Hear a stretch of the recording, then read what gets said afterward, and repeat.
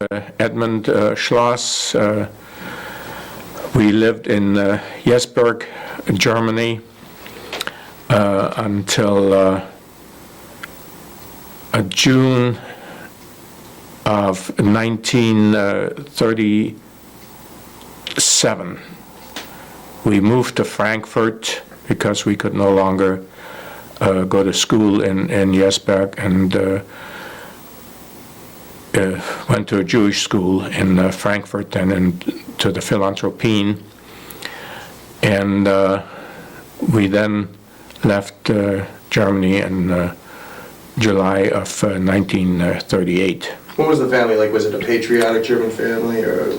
Well, yes, it was a very patriotic family. My father and his 5 brothers all served in the German army in World War I, and they all had some decorations.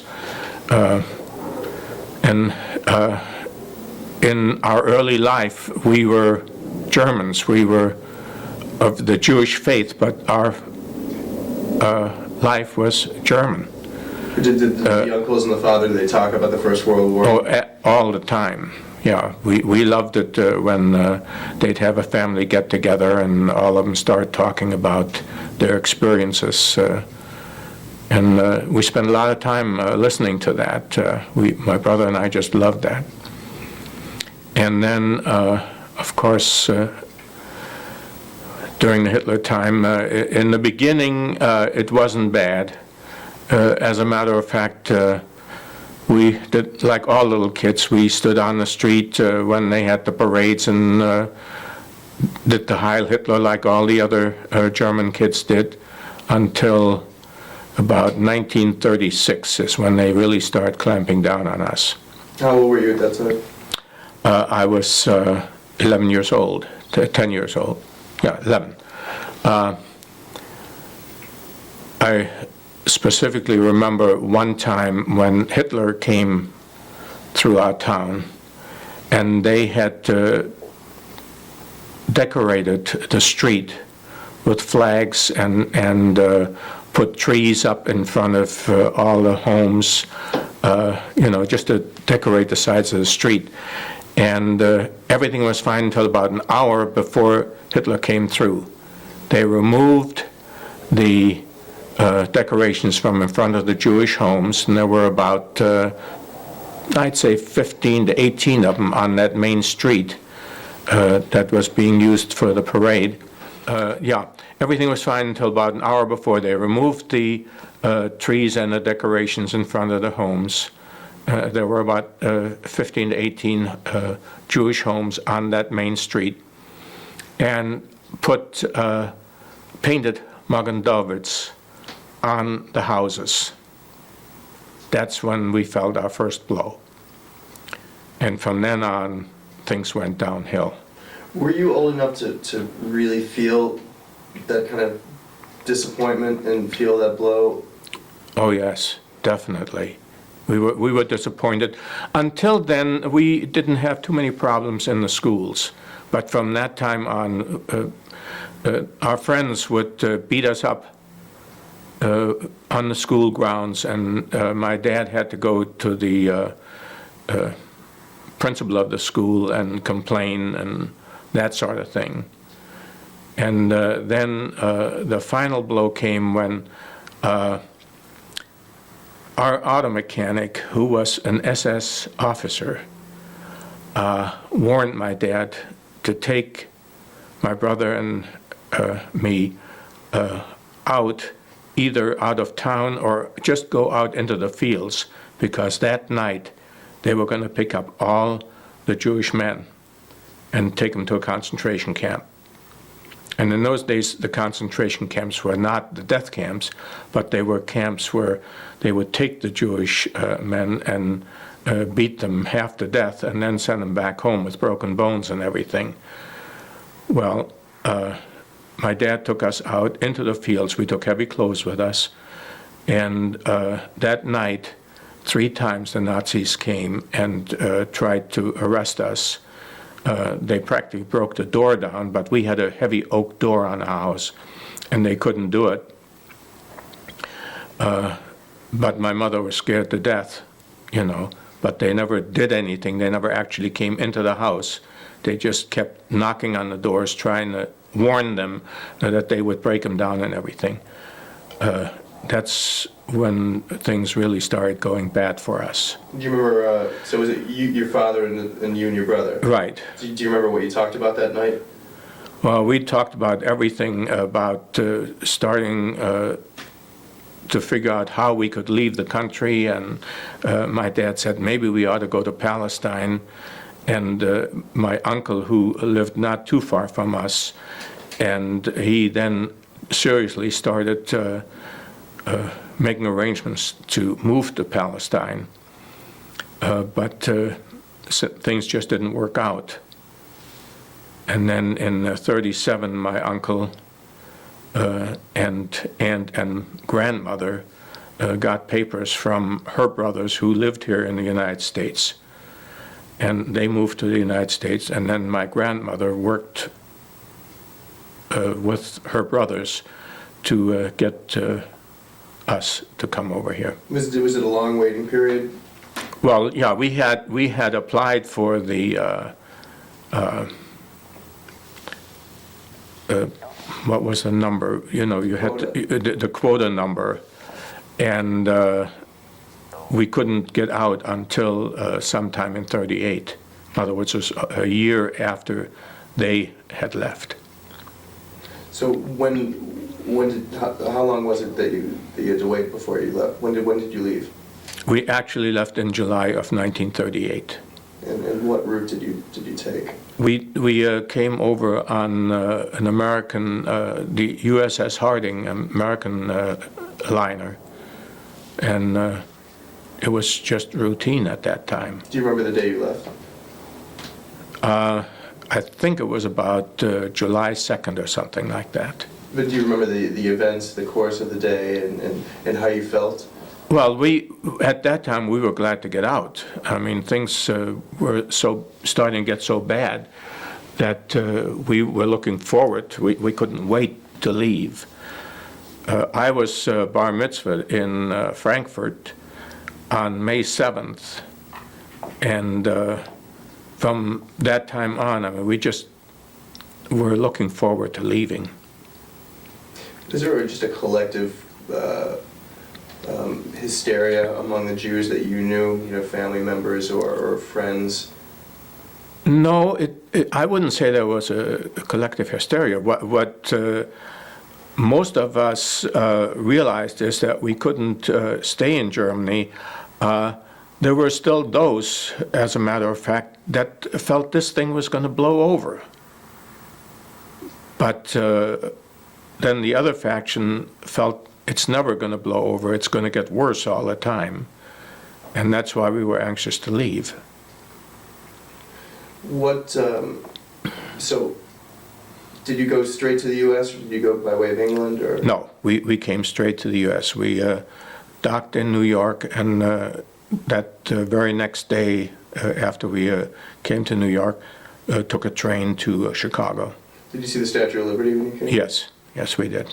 That was fascinating to us, What was fascinating? To see this harbor with this big statue. The ship went real close by the statue. In other words, we had a real good view of it. But we did not go to Staten Island. We went direct to the dock area, and then were able to get into the city right away.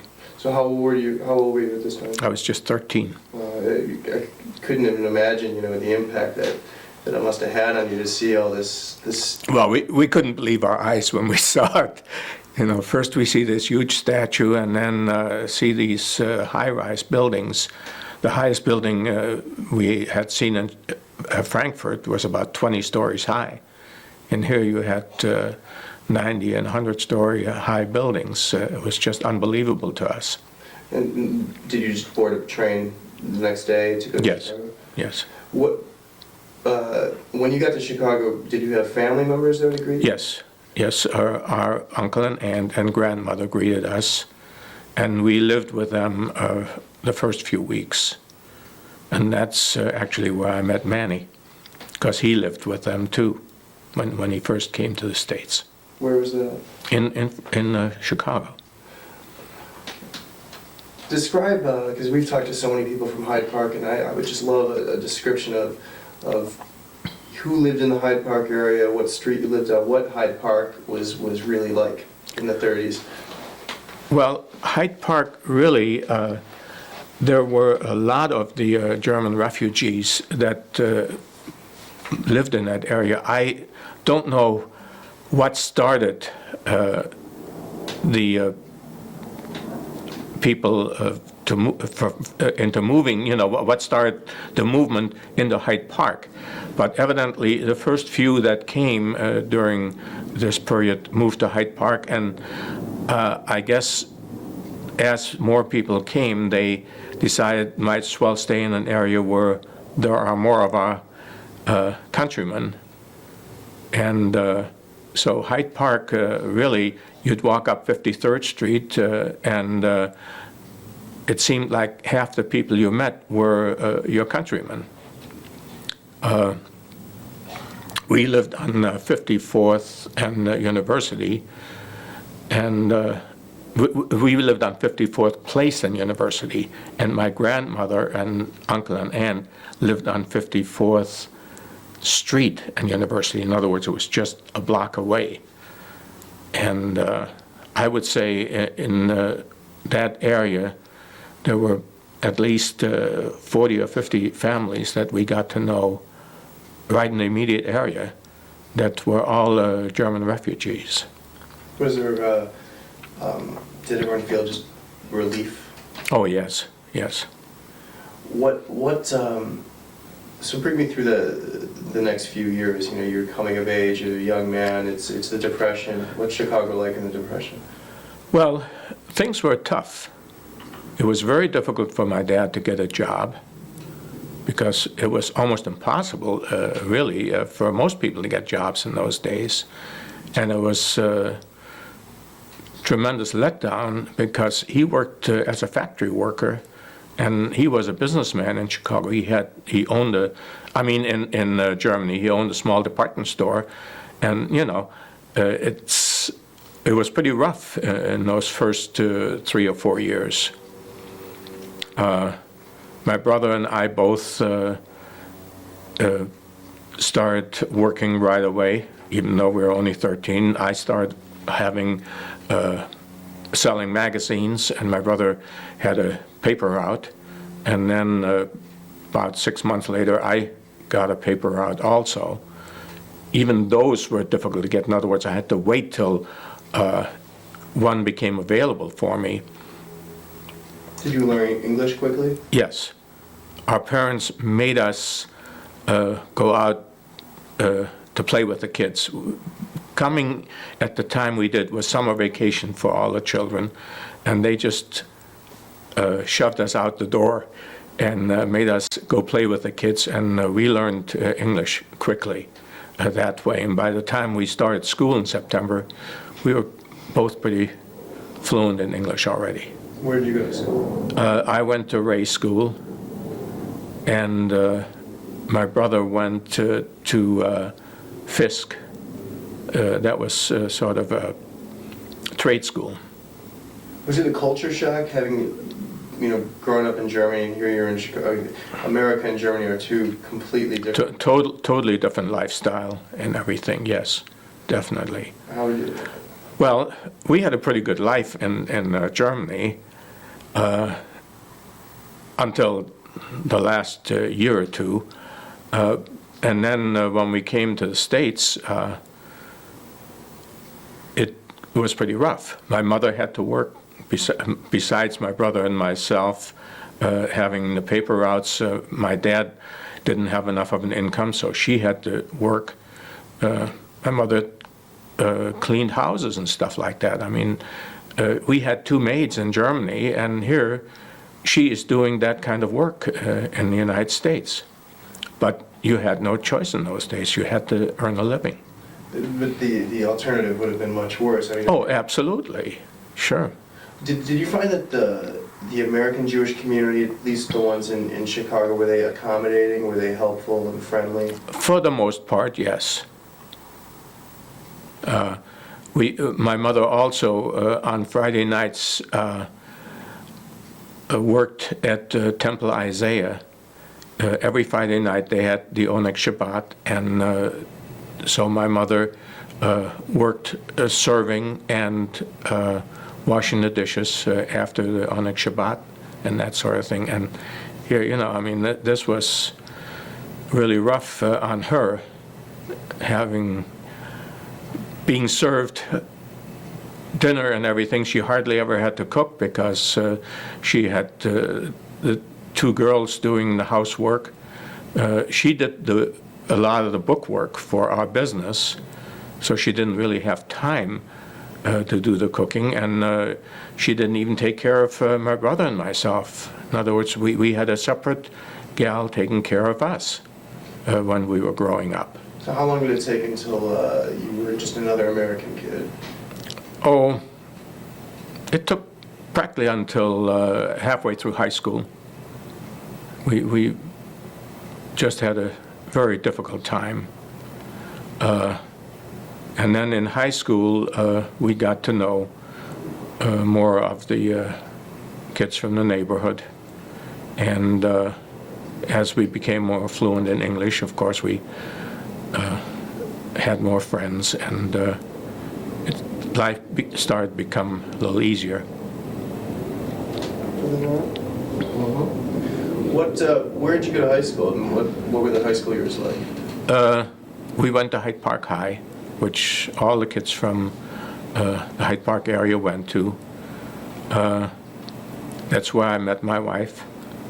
She came over in 1941 with a children's transport. When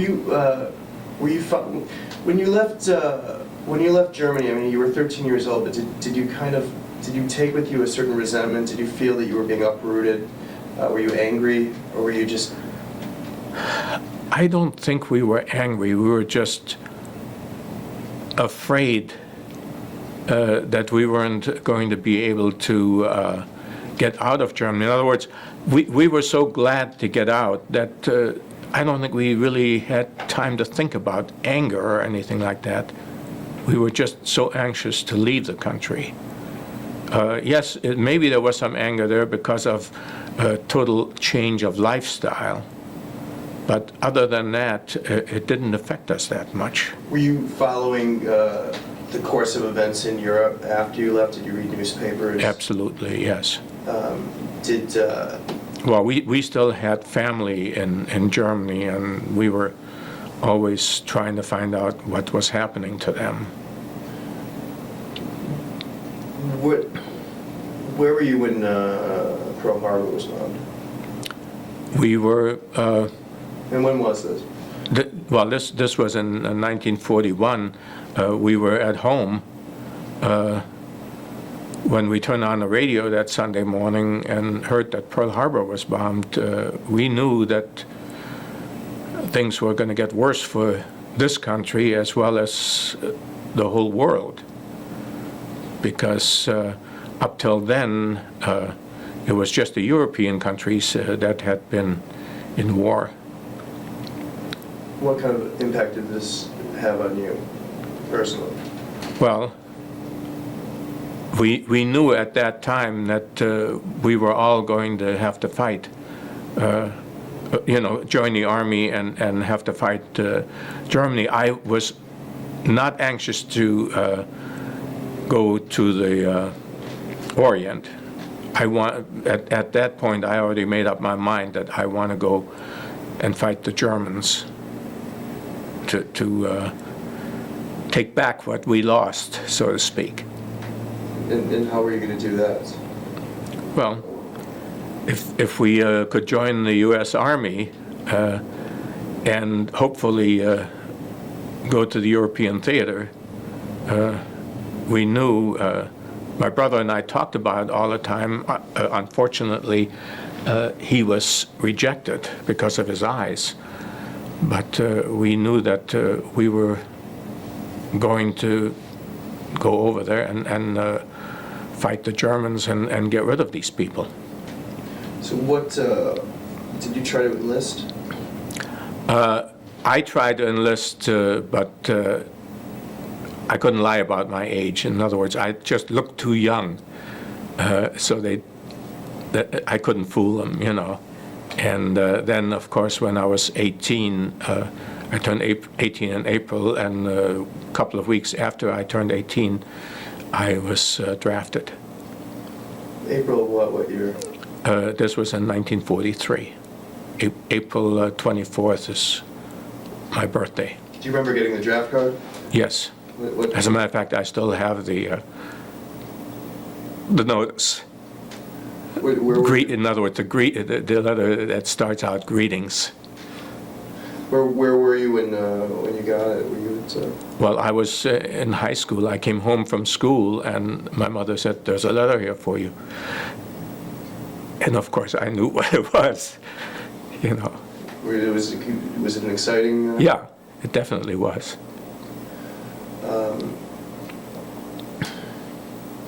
Pause for just a second. Okay. So take us through the whole induction process and getting drafted and all that stuff. I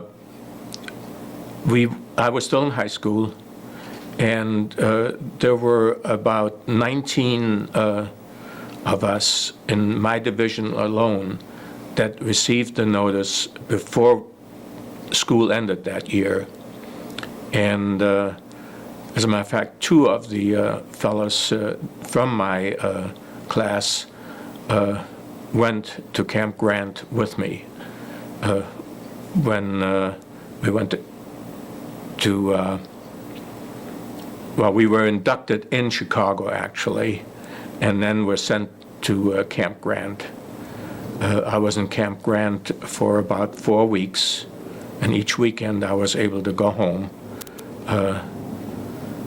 because I took night KP, and anyone that took night KP was able to go home on the weekend. You learn these things real fast when you get into the Army, all the tricks that it takes to get something accomplished.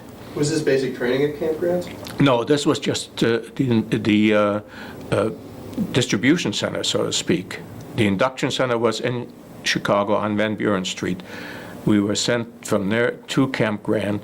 Camp Grant was a distribution center. From there, they sent you to the various camps across the nation for basic training. So you're just waiting? It's just a waiting situation, yes. Tell me what it was like to have a uniform on for the first time. Well, I was pretty proud of it. I have some pictures when I first came home that I took with my dad and my brother standing there, you know, real smart aleck-like young kid standing there in uniform.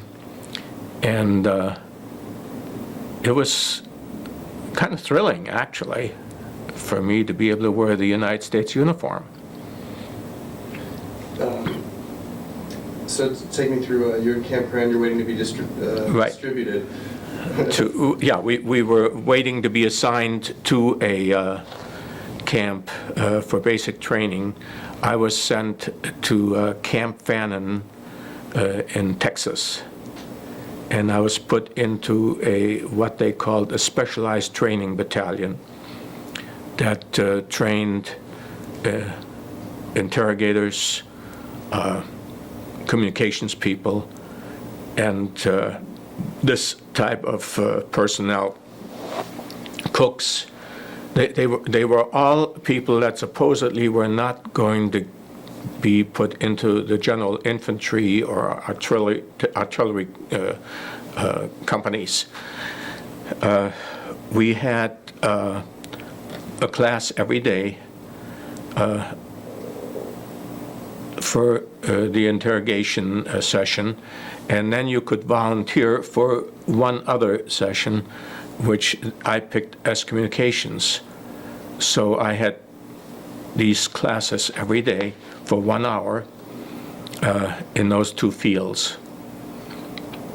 And the rest of the time, of course, we did the regular routine basic training, learning to shoot, learning how to march for endurance, and whatever else it took for a soldier to be trained. What do the communications deal with? Well, the communications was learning basic radio and how to talk on the radio. In other words, you had to learn a certain, what they call the radio language. You know, like each letter, if you'd give a communique, you'd spell out the words Abel, Baker, and so forth. You always had to enunciate those properly so that the person on the other end could understand you. And we also had some radio emergency repair work that they trained us on. Were you happy with this placement? Yes, yes. Knowing the German language, that's the first thing I felt I wanted to do, is become an interrogator. And that, of course, helped me later on when I came to the 3rd Armored Division. That they told me in basic training, now you have to, when you get assigned to a unit, you have to tell them what your background is. So that you get the proper assignment. And I did that. I told the first sergeant and the captain that I had special training in both communications and interrogation. So I was placed in the company headquarters. What was Texas like? I mean, that must be. Oh, it was beastly hot. Don't forget, this is summertime that we went there, and that's the first time I had any experience with snakes. You know, and you out in the fields on the combat courses and stuff like that, and when they tell you to hit the dirt, you hit the dirt no matter what. And I remember one time I fell right on top of a big black snake. It wasn't poisonous, it wasn't like a rattler, you know, but it still was scary. And we had these experiences all the time. Even when we were marching through camps, a lot of times there were rattlesnakes crawling across the roads. Well, we had 7 weeks of basic training, and then we were assigned to replacement companies. In other words, we were not assigned to a division. The group was split up and sent to various camps. I was sent to Fort Ord first, which is out here. And then we were moved across. I was really unhappy about that because I knew if I was going to stay in Fort Ord, we were going to go to the Orient. And then I was transferred to a camp in Maryland, Fort Meade, and stayed there for several weeks, and then went to England. I arrived in England on January 19th, 1944. Do you think that you were earmarked for specific duty because they knew your background? Yes. I think that's why I was moved back, because I, at Fort Ord, I asked the first sergeant that was running the company that I was in, why wasn't I sent to the other side of the country, you know, where I knew they would be shipping the troops to Europe. He says, I don't know, but let me find out. You know, and he evidently got the papers started to move me to the other side of the country, so to speak, so I would be transferred to Europe. How was it? Did you have an accent at this time still? Or? Yeah, I had somewhat of an accent, but not much, because when I was finally assigned to the 3rd Armored Division, there were very few people that knew that I was German. And as a matter of fact, I was told by both the first sergeant and the captain, do not tell anyone you're a German Jew, that you're a German refugee. Because the less people know it, if you get captured, the less of a problem you will probably have, you know. Was it tough being away from home? Were you homesick, or was it something that you... I was a little homesick at first, but I got over it pretty quick. I mean, it was something that we knew had to be done, so you didn't really have too much of a chance to think about it. Were any guys, any Chicagoans in your unit, or Jewish kids? There were several Jewish kids in the unit, but then when I was sent to England, we all went our separate ways. All went to different, what they called replacement depots.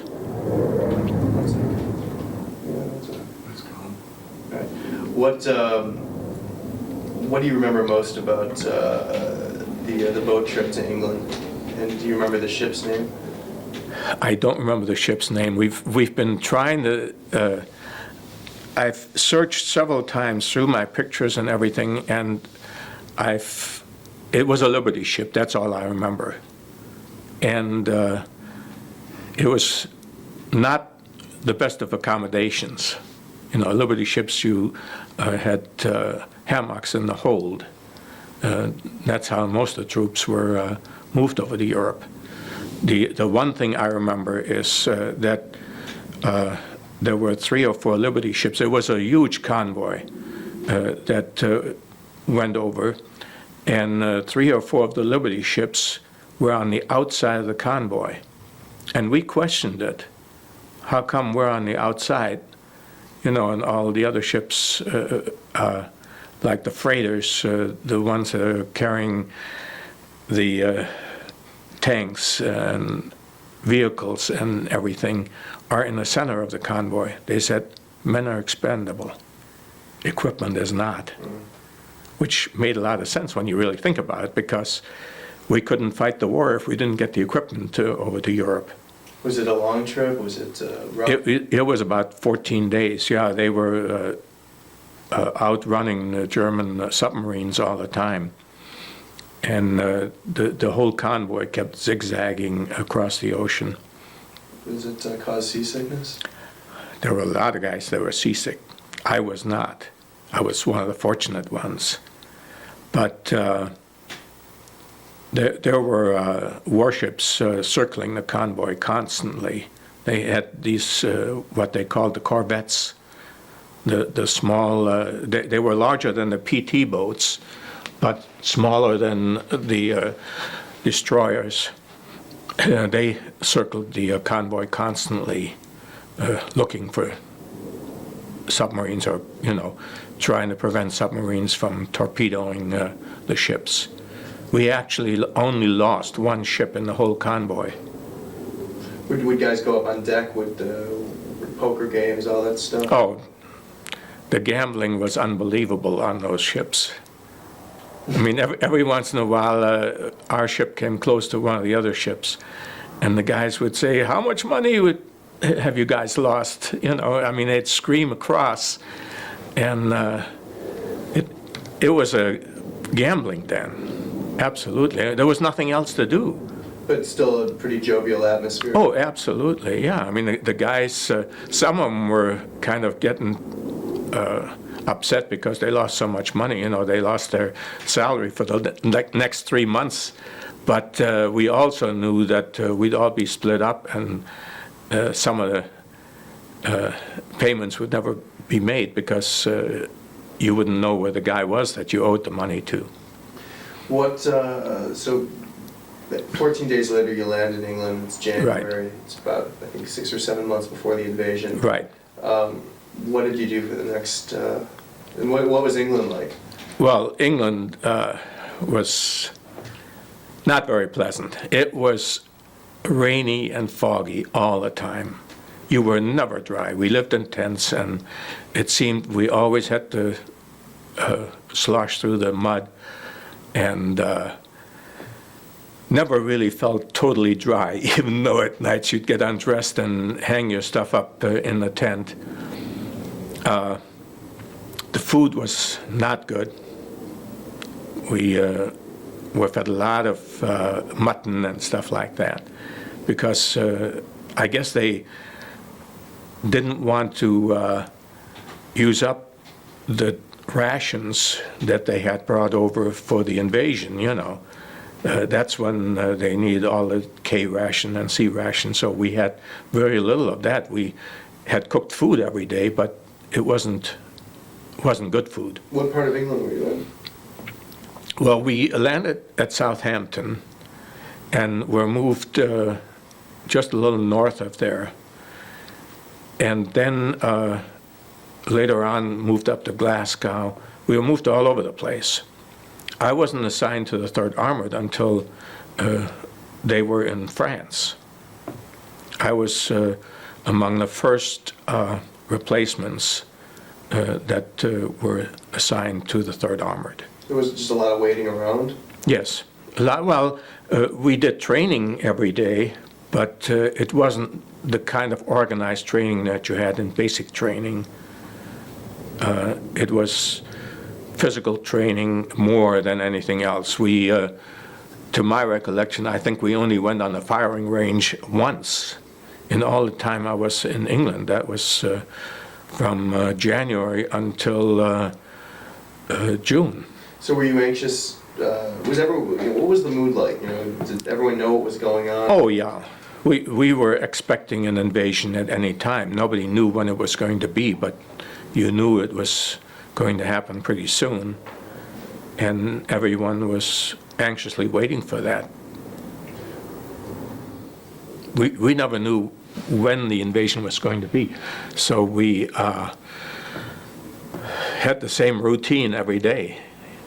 You'd get up in the morning, there'd be 2 hours of physical training, and then they'd have some lectures, and you know, it was this sort of thing every single day.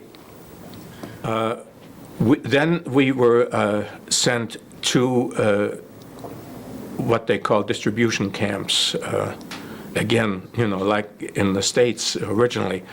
And we were assigned to a division before we left England.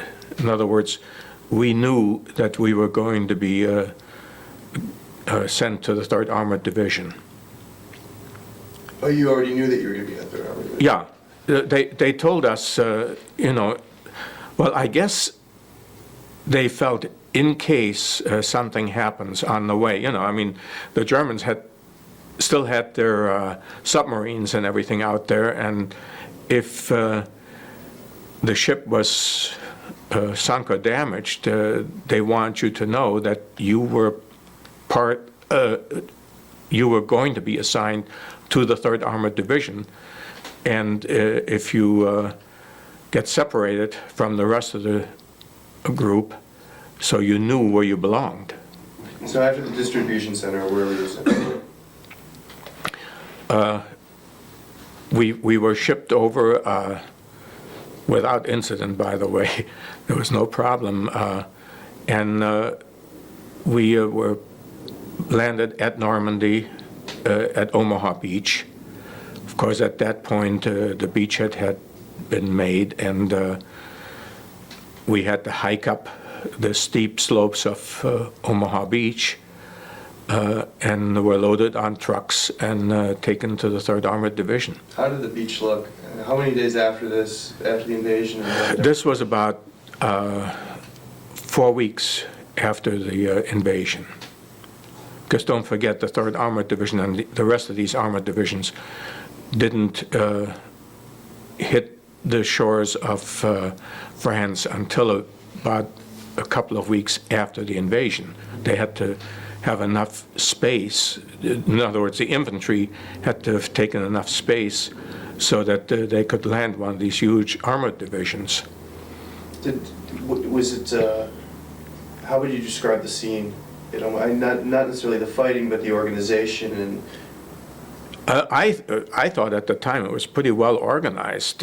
We were, like I say, we were hiked up to the top of the cliffs, and there they had trucks sitting, waiting for us, as a matter of fact, to take us immediately to the 3rd Armored Division. In other words, there was no waiting around. We didn't camp anywhere overnight or anything. We were immediately transported to where the division was located. So the second you crossed the channel, did you feel, was there an increasing kind of anxiousness coming? Oh, there was a lot of anxiety, you know, figuring you're getting into the thick of it now, which of course we did. Where was the 3rd Armored Division? The 3rd Armored Division was just south of St. Lo, when I was assigned to it. I think it was the town of Marigny where I joined. Did the breakout already occur, or is it No, the breakout didn't occur until a couple of weeks later. I was in combat during the breakout of Normandy. So, okay, so let's, I'll just let you start talking now, and I'm sure I'll fire some questions in there, but the second you get to the 3rd Armored Division, what happened, and what were your impressions? And Well, frankly, I was kind of scared, because here it was, you know, you're looking forward to this all this time, and then when the moment comes, you realize now you're going into combat. And anyone that tells you they weren't scared when they went into combat is not telling the truth. Because I think we all, at that point, had a certain fear of what would happen to us. We were interviewed by the first sergeant and the captain. There were about 25 of us that were assigned to the division. And as I said earlier, I was assigned to company headquarters because of my training in communications and being an interrogator. We went into the company was in a rest area obviously when we were assigned to it, and we went into combat the next day. And my first taste of combat was German counterattack, and we of course stopped the counterattack. And that night, we had to regroup. A couple of our squads were lost out there somewhere, and it took a while to relocate, to locate them and get them back into our fold. And these are all things that, you know, were kind of scary, because I figured, my God, these guys go out there and the company loses contact with them. What happens next, you know? what was your job going to be, and how were you traveling with the division? Well, at that time, I was on the company headquarters half-track. I was assigned to an infantry company, and the infantry companies had half-tracks for transport, and each platoon had a jeep. Company headquarters had a couple of jeeps. And so I was assigned as radio operator on the half-track.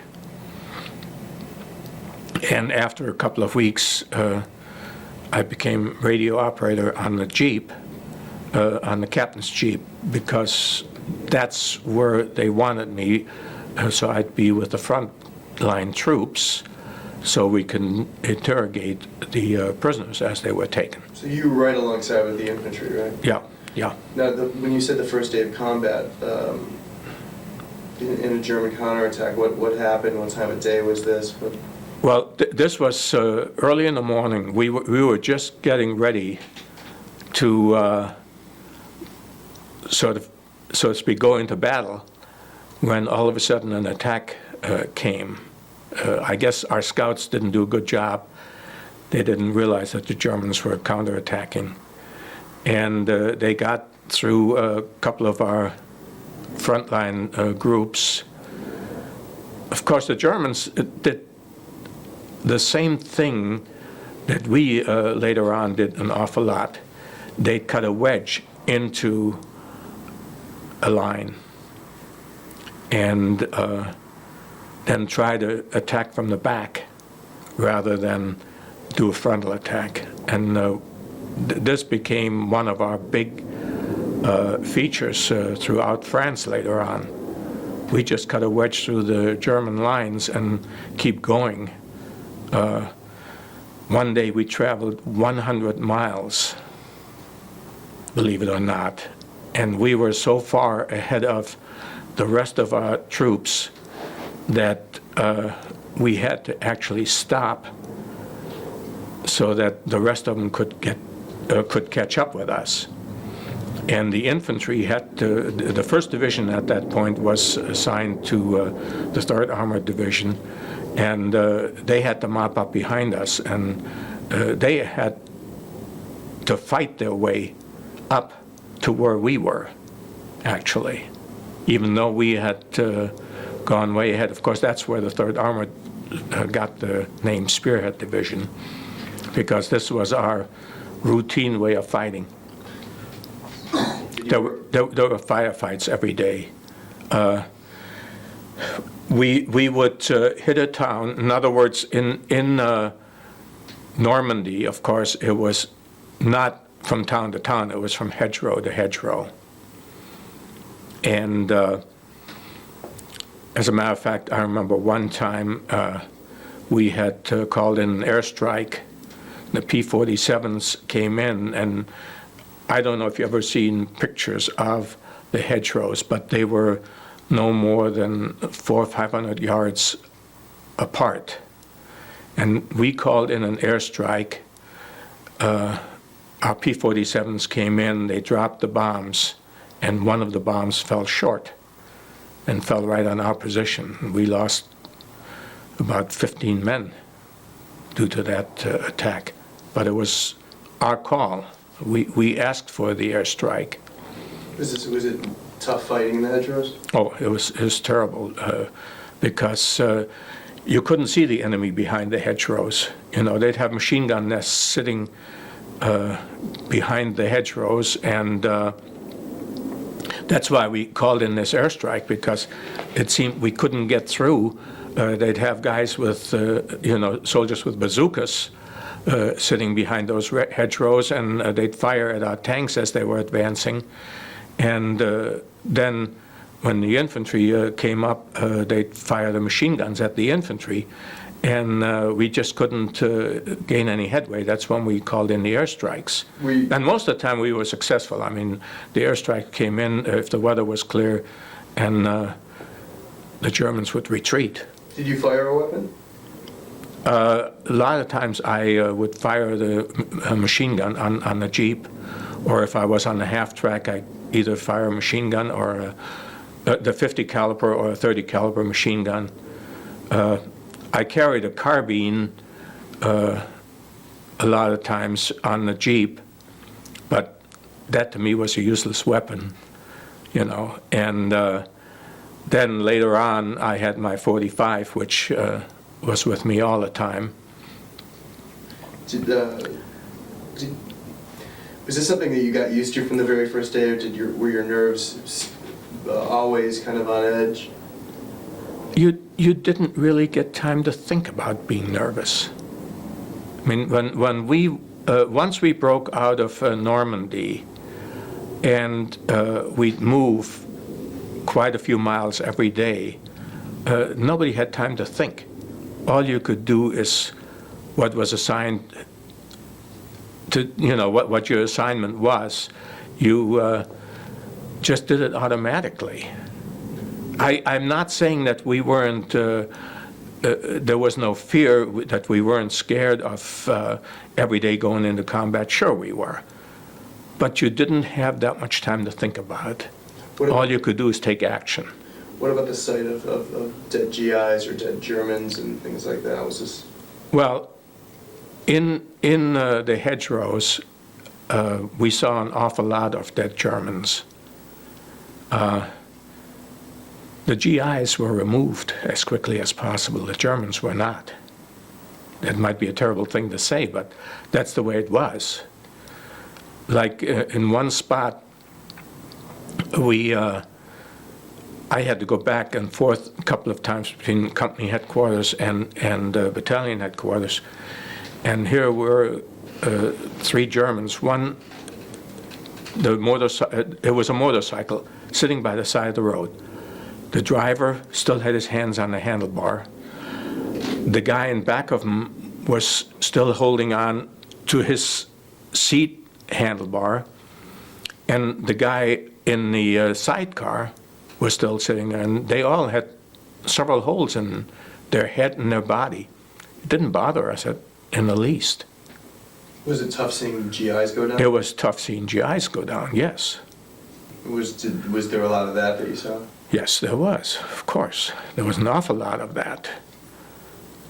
What at this time, though, you know, being part of this division that got its name Spearhead, what as a Jewish kid, as a German born Jew, how did it feel to be part of this? I was pretty proud of it. I thought it was great for me to be assigned to a unit like that. And then on August 8th is when I was wounded. We were just starting to settle down for the night when the Germans counterattacked. And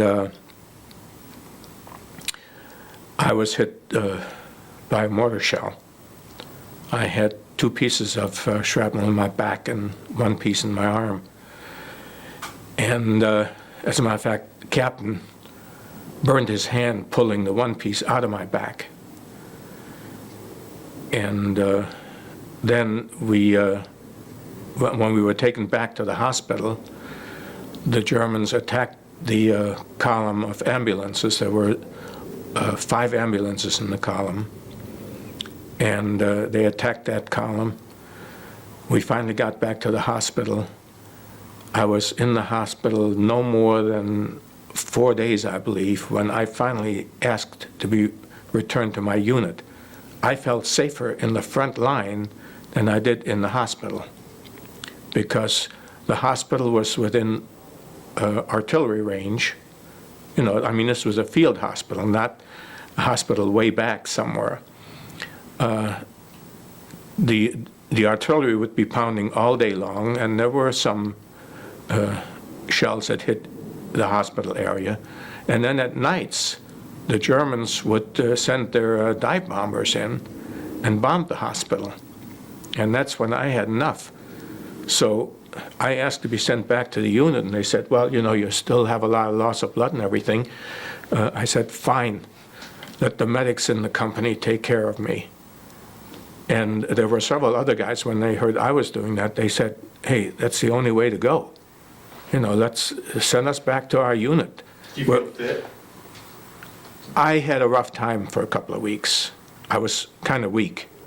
You know, I had a lot of loss of blood, and where they patched me up, it was draining. So you had a lot of pain, even though they gave you morphine and everything, you know. But I still felt that I was safer in the unit, back in our unit, than I was in the hospital. When you got hit, were you conscious? Did they give you morphine? Or? Well, yeah, they gave me morphine immediately. No, I didn't pass out. It was just a lot of pain. But it was an experience. Did you have faith in the medics that you? Yes, absolutely. I had seen these guys work, and they were fantastic. They were really good. They had good training and did a good job. That you were telling me in the kitchen about coming to school? Oh, yeah. we were still living in our town in Germany before we moved to Frankfurt. We used to go to school an hour later than the rest of the children did because they had a religious class first hour in the morning, and of course the Jewish kids didn't participate in that.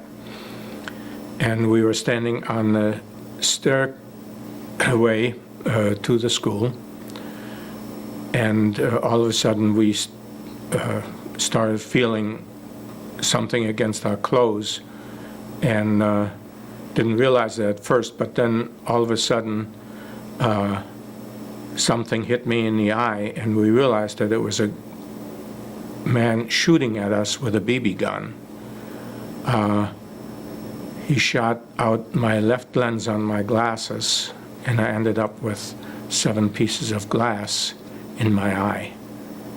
And of course, all the rest of the kids started panicking. We ran down the stairs, and everyone ran home because nobody knew what was really going on. And my mother had to take me to the doctor, and they removed these 7 pieces of glass from my eye. Then, after the war, when I went back to our hometown, this was shortly after the end of the war. The war ended for us on May 8th, and this was probably about May 25th or thereabouts. I went back to the hometown to look up a cousin of mine whom I had found out had survived the concentration camp. And when I got to town, I had no idea where she would be. I started walking up and down the streets, and as any proud GI in those days would do, I walked around with my hand on my .45. As I got near the house where this man lived that shot me in the eye, he immediately, when he saw me, started closing the shutters on his house, because I imagine he was afraid that I would probably shoot at him. Of course, I had no intentions of doing that. I mean, after all, I would be in real trouble if I started shooting at a time like this. I did, by the way, find my cousin in the house, what used to be a tavern. They took her in, and she lived there, and I found out that she had her cousin's husband with her, and they had a baby just a few days earlier. In other words, she became pregnant in concentration camp by this man who was in the same concentration camp. Her cousin got killed, but the two of them survived, and we then proceeded to, when I came home, to prepare papers, and my dad got them out, and they moved to Chicago. Was she a Schloss too? No, she was a Rosenbaum. She was my dad's sister's daughter. Right. We're going to switch a tape now. And now we're going to backtrack to August of '44, Okay. after you got wounded. The 3rd Armored Division was started from cadre from the 1st and 2nd Armored Division, and the division was formed at Camp Polk. And then, of course, they went to a couple of other places. They had their main training in the Mojave Desert out here in California, because they thought originally they would have to go to Africa. But then when that war was over, they went directly to England rather than getting involved in the African part of the war. Did you immediately feel included and welcomed in the division? Yes, definitely. I mean, we had a real congenial group. They made you feel like you'd been part of the unit right along. Never had a problem with any of them. and we still get along today, because we still get together at the reunions. At what point did Maurice Rose take command of the division? Shortly after the invasion, shortly after the division came to Normandy. And he commanded the division, of course, until he was killed. Now, stating his name, like, what can you tell me about him? What did you know at the time, and how did the men feel? Well, basically, I think what most of us remember about General Rose, he was spit and polish all the way. We had to go into combat in dress uniform at all times. He would not tolerate soldiers not shaving. We had to shave whenever the opportunity arose.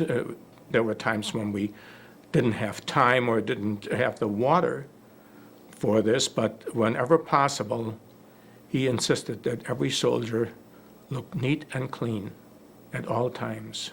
I mean, that's one of the main things I remember about the man. He was absolutely the epitome of a U.S. soldier. You never saw a speck on his boots or anything. And he inspected our unit a couple of times, even during combat. And it was just unbelievable what he demanded of the troops when it came to that. What did the men think of him? The men thought a great deal of him. I mean, they respected him for what he was and what he stood for. Everyone respected him immensely. We had, while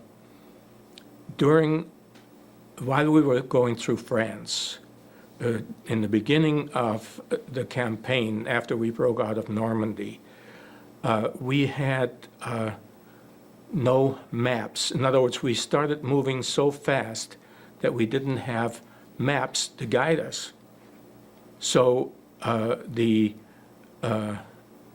generals that had command of the combat commands were always up in front with us. And I talked to General Hickey once, and I couldn't believe how this man talked about General Rose, what General Rose expected of us.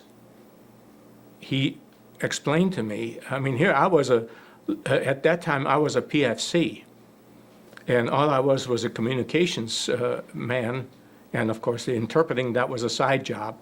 But I had to talk to General Hickey about something on the radio, and he says, why don't you come over and talk to me? I didn't realize he was just about 100 yards from me at the time, and that's when I learned a great deal about General Rose, because General Hickey, General Boudinot, all of them thought so much of the man, and they respected him so much that everyone talked about it. And this was during combat. And he explained to us that, to me, that General Rose expected us to continue fighting even though we didn't have maps. Because one of the things I wanted to find out from General Hickey is, did he ever get the maps so we could hand them out to our platoon leaders and so forth? And he said, no. As a matter of fact, he said, in another half hour, I'm being picked up by one of our artillery observer planes, and I'm going to go up and guide you onto the roads that we are to take.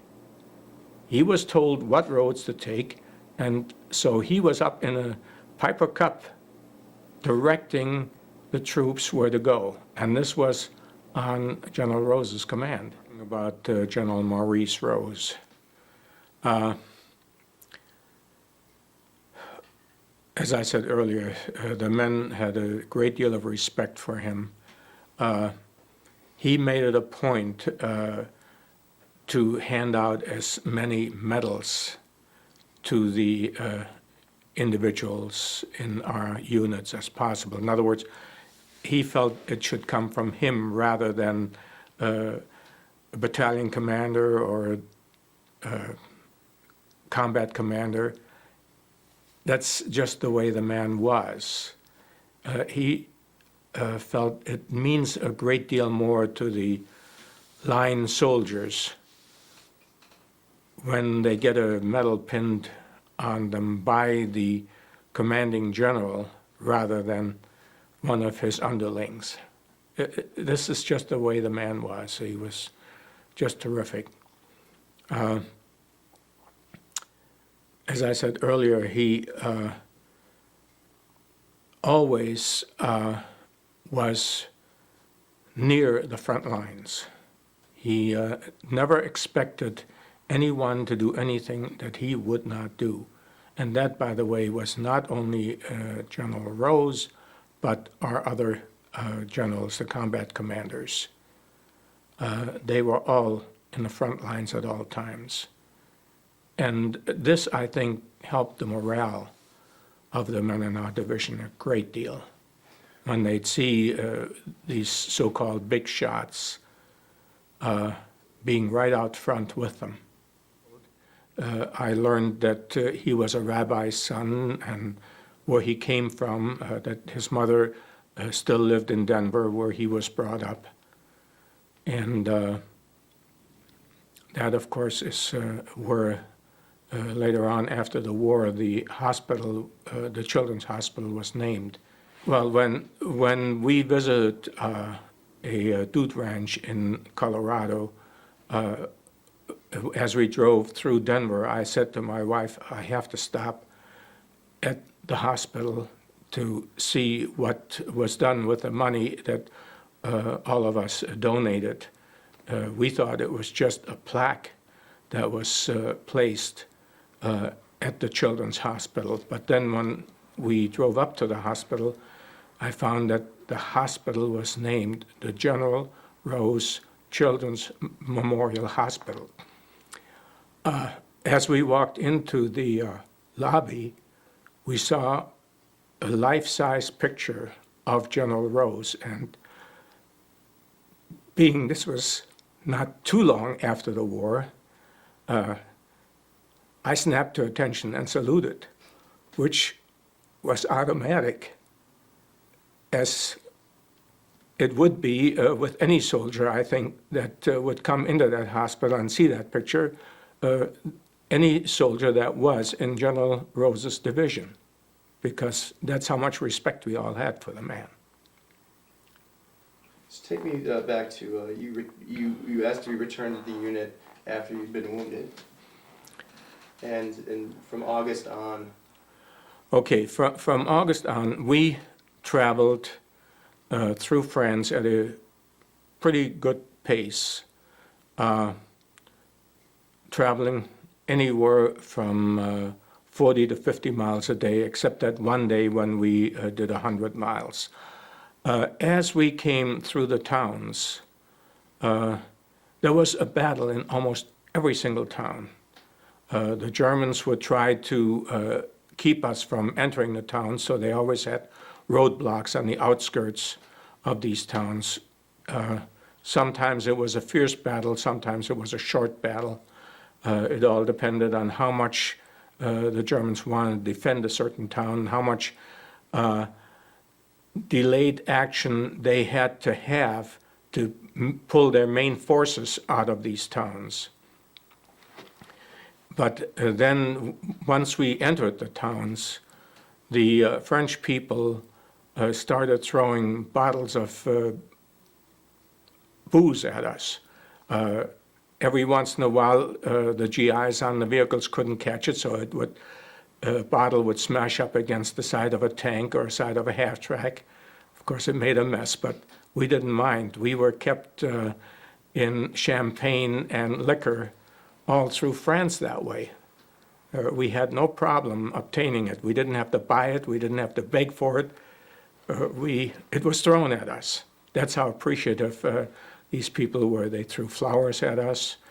Some of them threw what little bit of food they had, and of course we then started throwing chocolate back at them and these kind of things, which we knew they hadn't had for a long time. It was kind of a thrill to be greeted that way through these towns. And then, of course, you get to the edge of town and start approaching the next town, and here you go again. You have to start fighting your way into the town. And this went on and on and on, all the way through northern France. Then we crossed the border into Belgium, and we took the main towns, Liège, Mons, and so forth. Now, Mons was about the most interesting part of Belgium. We moved so fast into Mons that the Germans had no idea that we had bypassed them. We actually made a circle around the German troops and occupied the town. And this was done from about 6 o'clock in the morning until noon, that our whole division, just about, was in this town of Mons. It became a point where we were going to, from Mons, then go to through the rest of Belgium, but we were trying to gather the entire division into this town, which is unusual because most of the time we had 3 combat commands, and the combat commands went into different areas, but the town of Mons was so important in this area that they decided to put the whole division into it. Well, about 6 o'clock in the evening, we hear a rumbling of tanks, and all of a sudden realized that the Germans were trying to come into town to hold Mons against the American troops. They had no idea that we were in town, and to make a long story short, it became an absolute massacre. We tried to get them to give up, and they wouldn't. How did you try to do that? Well, we sent jeeps outside of town with big white sheets on them. In other words, they got big sheets from the local people and put huge poles on these jeeps. And of course, the Germans thought we were surrendering to them. But these jeeps had officers on them that tried to talk the German commanders into giving up, and they wouldn't give up. They said they're going into Mons no matter what. Well, it was horrible. I mean, we feel there's near a division that was wiped out in that one town in just a few hours because they just wouldn't give up. Where were you? I was on one of the main streets. I was interrogating some German, they sent some scouts in, and I was interrogating these scouts when all hell broke loose. Of course, that's how we found out there was a whole division that was supposed to occupy Mons. And I specifically remember one truckload of Germans coming in, and they were asked to put their hands up and give up, and they wouldn't. And here were about 50 men that were just shot outright. We had no choice.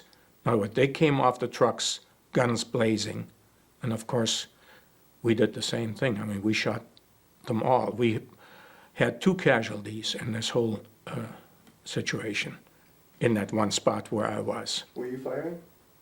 I was not firing. I was still talking to the scouts, the German scouts. I was trying to find out the strength of their unit and what kind of equipment they had and all that.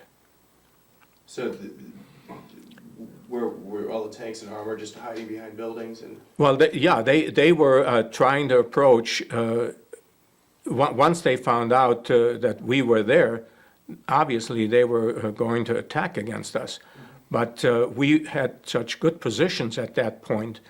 Our tanks and anti-tank guns were positioned in such a way that they couldn't hit us.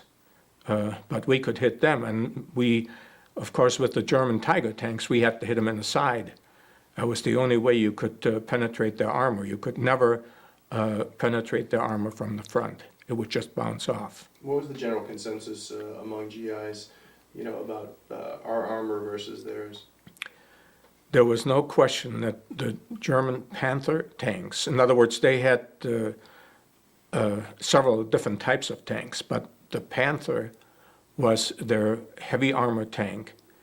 It had a 98 or 99 millimeter gun on it. Most German tanks had the 88. The 88 was a more powerful gun than our guns were. We only had 76s on our tanks, and these were our heavy tanks. But the 76s would penetrate any German tank from the side, but not the front. Now the German tanks, their 98 or whatever that gun was, it would penetrate the front of our tanks. So our guys had to be very careful and maneuver in such a way that they wouldn't stand still when they were in battle. They never just stopped because the minute they stopped, they were a sitting duck. And the heavy guns that the Germans had on those tanks and the heavy armor was much heavier than the armor on our tanks. Until later on, until we got the tanks with the 105 millimeter guns. Of course, that gun could penetrate any German tank. So what happened after a few months? Well, we in plain English, we massacred that division and then moved on further inland. And this was the beginning of September. And on September 13th, we penetrated the, the Siegfried Line. And from then on, things went downhill for the German troops. Who was the first division to cross into? We were the first troops. Our division was the first division to penetrate the Siegfried Line. Did you ever have time to kind of collect your thoughts and feel like the strange fate that you had been from that country and here you were coming back? I really, at that point, never gave it much thought anymore, because we were American troops penetrating Germany. Obviously, I felt this is terrific that I'm one of them. But I never thought of myself as here I'm back to fight you guys, because I became one of the GIs and never even gave it a thought anymore. So where did you go after the Siegfried Line? Did you pull back, or was it? No, we had a pretty rough time in the Siegfried Line. We made a frontal attack with 15 tanks and 2 infantry battalions. Of the 15 tanks, 10 of our tanks were knocked out within 2 minutes, because the Germans had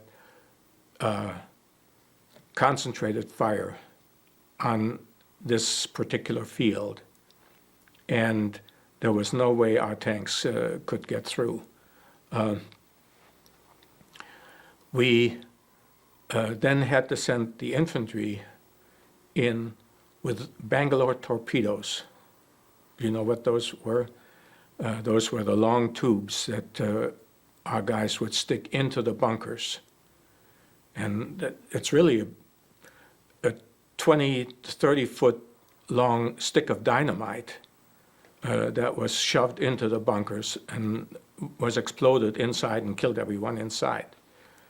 And that's how we were able to take the pillboxes that were where the Germans had their guns.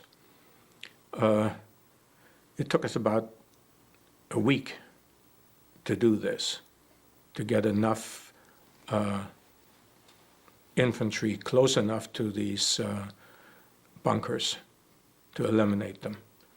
And then, of course, we had to, the Siegfried Line had dragon's teeth, and we had to bring in bulldozers and trucks with sand, and the bulldozers shoved the sand over the dragon's teeth, and that's how our tanks were able to move over, tanks and half-tracks both, were able to move over the dragon's teeth. It was easier to do that than try to take these huge concrete fixtures out of the ground. It was almost impossible to blow them up. There was so much steel and concrete. Was there excitement in the division when this when you broke through the Siegfried Line? Oh yeah, I mean everyone was just so proud that we were able to do this, you know. But once we got through the Siegfried Line, we were stationed in a town called Stolberg. We were there from September, or I guess it was the, no, I'm trying, yeah. It was from September until the beginning of December. In other words, we were there a couple of months, the end of September to the beginning of December. And we, at that time, were back to full strength. In other words, we had no place to go. We couldn't go anywhere because we had no equipment anymore. More than 3/4 of our tanks were gone, and same thing with our half-tracks. We had such a tremendous loss of vehicles going through the Siegfried Line that we had to wait until all this equipment could be replenished. How did you sleep every night? In Stolberg, we occupied homes. We were directly across the street. In other words, we were on one side of the main street of Stolberg. The Germans were on the other side of the street. There were times when we talked to the German soldiers, didn't even shoot at each other, because they knew we didn't have any equipment, and we knew they didn't have a heck of a lot of equipment, so nobody was afraid until our 8-inch guns were brought in. This was in preparation for the breakthrough, or call it the breakout, whatever you want to call it. Once we were back to full strength, we were going to continue on.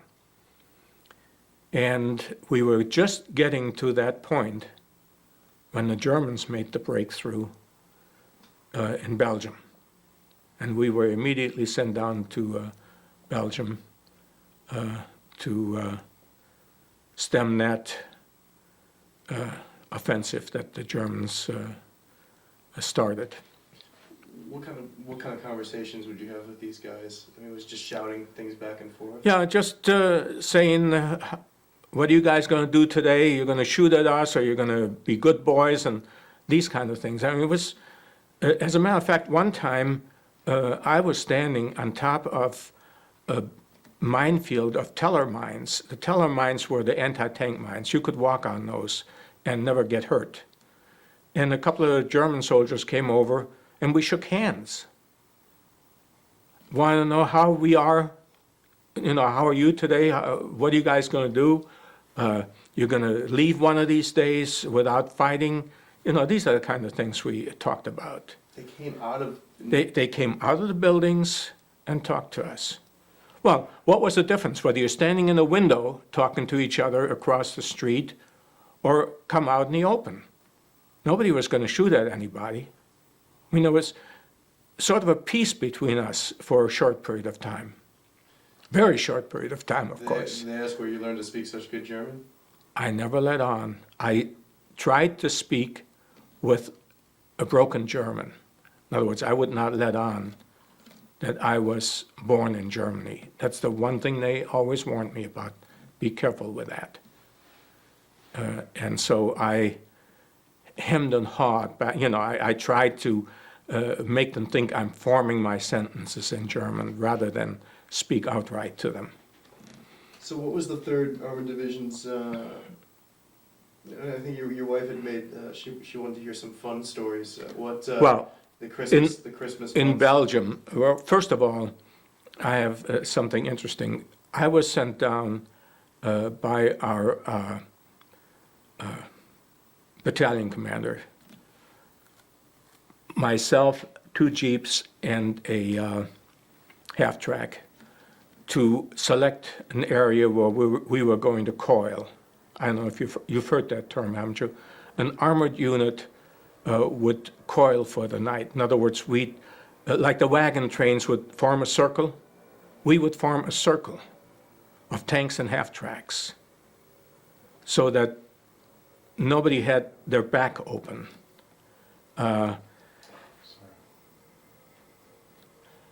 Say no one would have their back up. So nobody had an exposed back. In other words, the half-tracks were pointed with their 50 caliber guns out.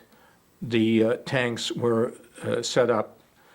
They backed into this area, and it would be a huge field, of course, always, with 40, 50 vehicles circling and creating this defense line. And so I was sent down to find what we call an area to coil. And I found what I thought was a great field. And when the unit came down and the battalion commander saw the area that I selected, he said, "I don't like that area. We're going to go over in that field over there." I said, "Colonel, that field is swamp," they tell me. You know, we tried to talk to the local people as to what kind of an area we're in. And he says, it's cold enough. We're not going to have a problem. Well, sure enough, 3 tanks were stuck in the swamp. And he was sorry that he didn't take the field that I selected, because that's what he sent me down there for. You know, that was our job, is to find an area that would be proper for the vehicles. But these kind of things happen all the time. This colonel grounded me several times as far as communications on the radio was concerned. He was always after me. And one time he said to me, "If I hear you on that radio again, you're going to be court-martialed." And the very next day, I had to call battalion headquarters, and the captain said to me, "Hey, what can he do to you? He'll court-martial you. That's the worst." And he knew, the captain said, "He's not going to court-martial you. Don't kid yourself." So I get on the radio and ask whatever questions I had for battalion headquarters, and here he comes on. "There's that man again. I thought I told you to stay off the radio."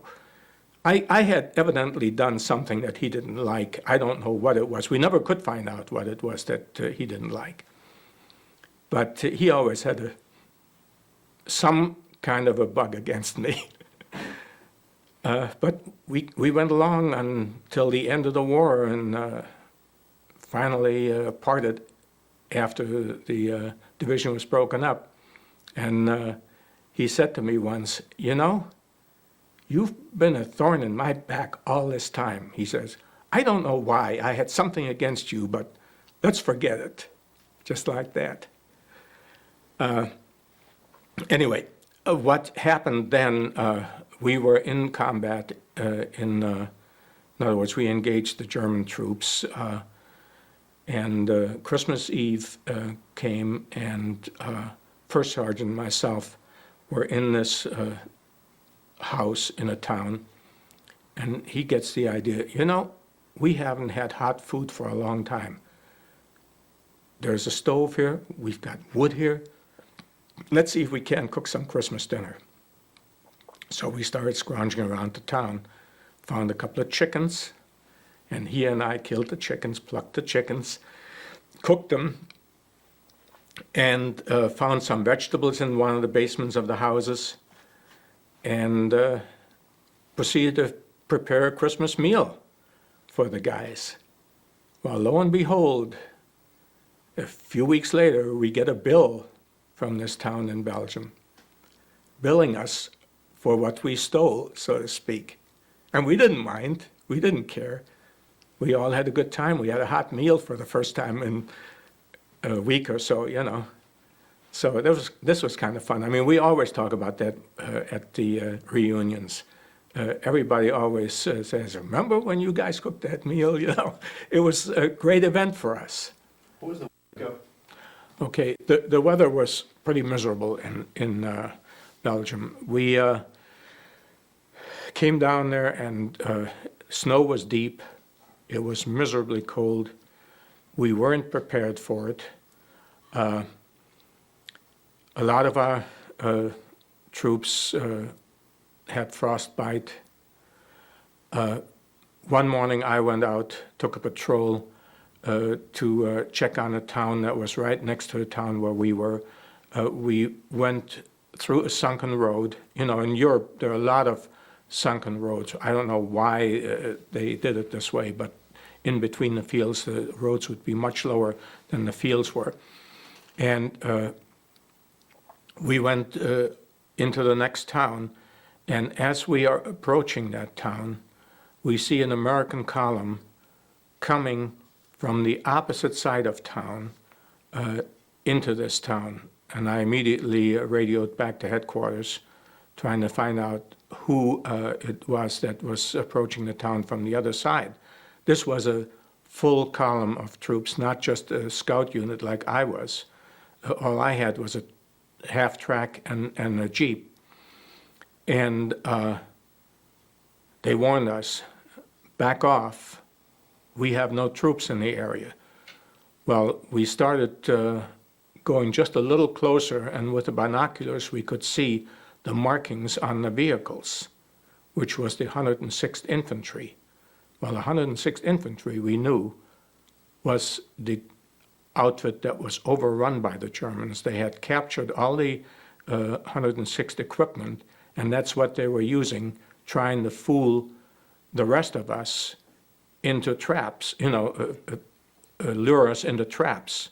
So we immediately backed up and went a little ways back up the hill, stayed in the sunken road, and waited until we could get artillery fire. In other words, I sometimes, when I was out like that as a scout, would, being a communications guy, I was allowed to call in artillery. So we waited. It took 3 hours before artillery was available. You know, artillery in those days was rationed. You had to wait until a unit was free. So it took us 3 hours to get an artillery barrage into that town. And we did a lot of damage, and then, of course, pulled out. We don't know what happened after that. But that's just one of the incidents in Belgium. We had a lot of mishaps like this occur in Belgium. Was it kind of a frightening time? I mean, It was very frightening because you never knew where the Germans were going to counterattack. I mean, they were on the attack all the way, and they'd attack, and we would stop them, and then they'd counterattack again. It was pretty tough. A lot of our units had a lot of casualties, and a lot of them, well, one unit had to abandon their vehicles and sneak out at night because they were totally surrounded by Germans, and there was no way to get them out. So they just abandoned their vehicles and moved out at night. So did you have to do a lot of reconnaissance? Not too often. Actually, I only had to do it when we didn't have enough people to go around. And in Belgium, this was a big problem. We had the line companies on the line all the time, and they would spare, like this half-track was from one of our line platoons, So I would say I only did scouting like that maybe 10-15% of the time. Another time later on in Germany, I was supposed to take a patrol out, and I had been up for 48 hours without sleep, and finally they said, he's not going out there, he's going to fall asleep. So they sent another sergeant out that had just come in as a replacement, and he forgot to give the command coming back. In other words, we had mines across the roads that were on surface of the road, and when a unit would go out on patrol, they'd pull the mines, and when you came back, you had to give a signal, so the mines would be pulled again, and you could come through. Well, this fellow had no combat experience, or hardly any. He was only with us for about 2 or 3 weeks. He forgot to give the signal, and my Jeep, my driver, who was actually the company commander's driver, I was on the company command Jeep, they were blown up by our own mines. I mean, these things would happen every so often. Did you lose friends? Did you have people in the division that are in your unit that? Oh, we lost a lot of friends. Was that Yeah. something that was difficult to get used to? Or It hard? was very difficult to get used to, but it was something that occurred every day. Like one time, once we left the Bulge and went back into Germany, on the approach to Cologne, we had to take a town, and as we approached, there were 6 German 88s sitting around the outer periphery of that town that started firing at us. We lost. Hang on one second. Oh. Is it, how sensitive is the 88s on the edge of the towns? Okay, you ready? Okay, well, what happened with these 88s, we ended up that day, out of 125 men, we ended up with 29. All the rest of them were either killed or wounded. And these are the kind of things that would happen to us all the time. I mean, our casualties were tremendous because we just pushed through. We wouldn't let anything stop us. And what in particular I wanted to tell you on that is, as I was running from one area to the other, I saw a friend of mine standing in a foxhole. He had been hit, and he was just using that foxhole. It was a German foxhole. We didn't dig them. We were attacking, so we didn't have time to dig holes. He jumped into this hole because he had had a leg wound, and the next time I went by that foxhole, his head was blown off, and I was just sick. You know, I mean, but these are the type of things that happen to you all the time. You talked about friends and acquaintances being, losing them in combat. You did this every day. Do you remember his name? No, I don't remember the name now. I wrote it down once, and I've lost the slip of paper, unfortunately. Because I was going to talk about him at one of the reunions, and ask a couple of the other guys if they knew him or knew his family, because he was one of the old-timers in the company, and I just lost track of it. There's so many things like that that I have forgotten at this point. You know, you can't remember it all. What was it like to be under fire from 88s? I hear about the 88s and how horrible they were. It was the most wicked gun you can imagine. They were just unbelievably horrible.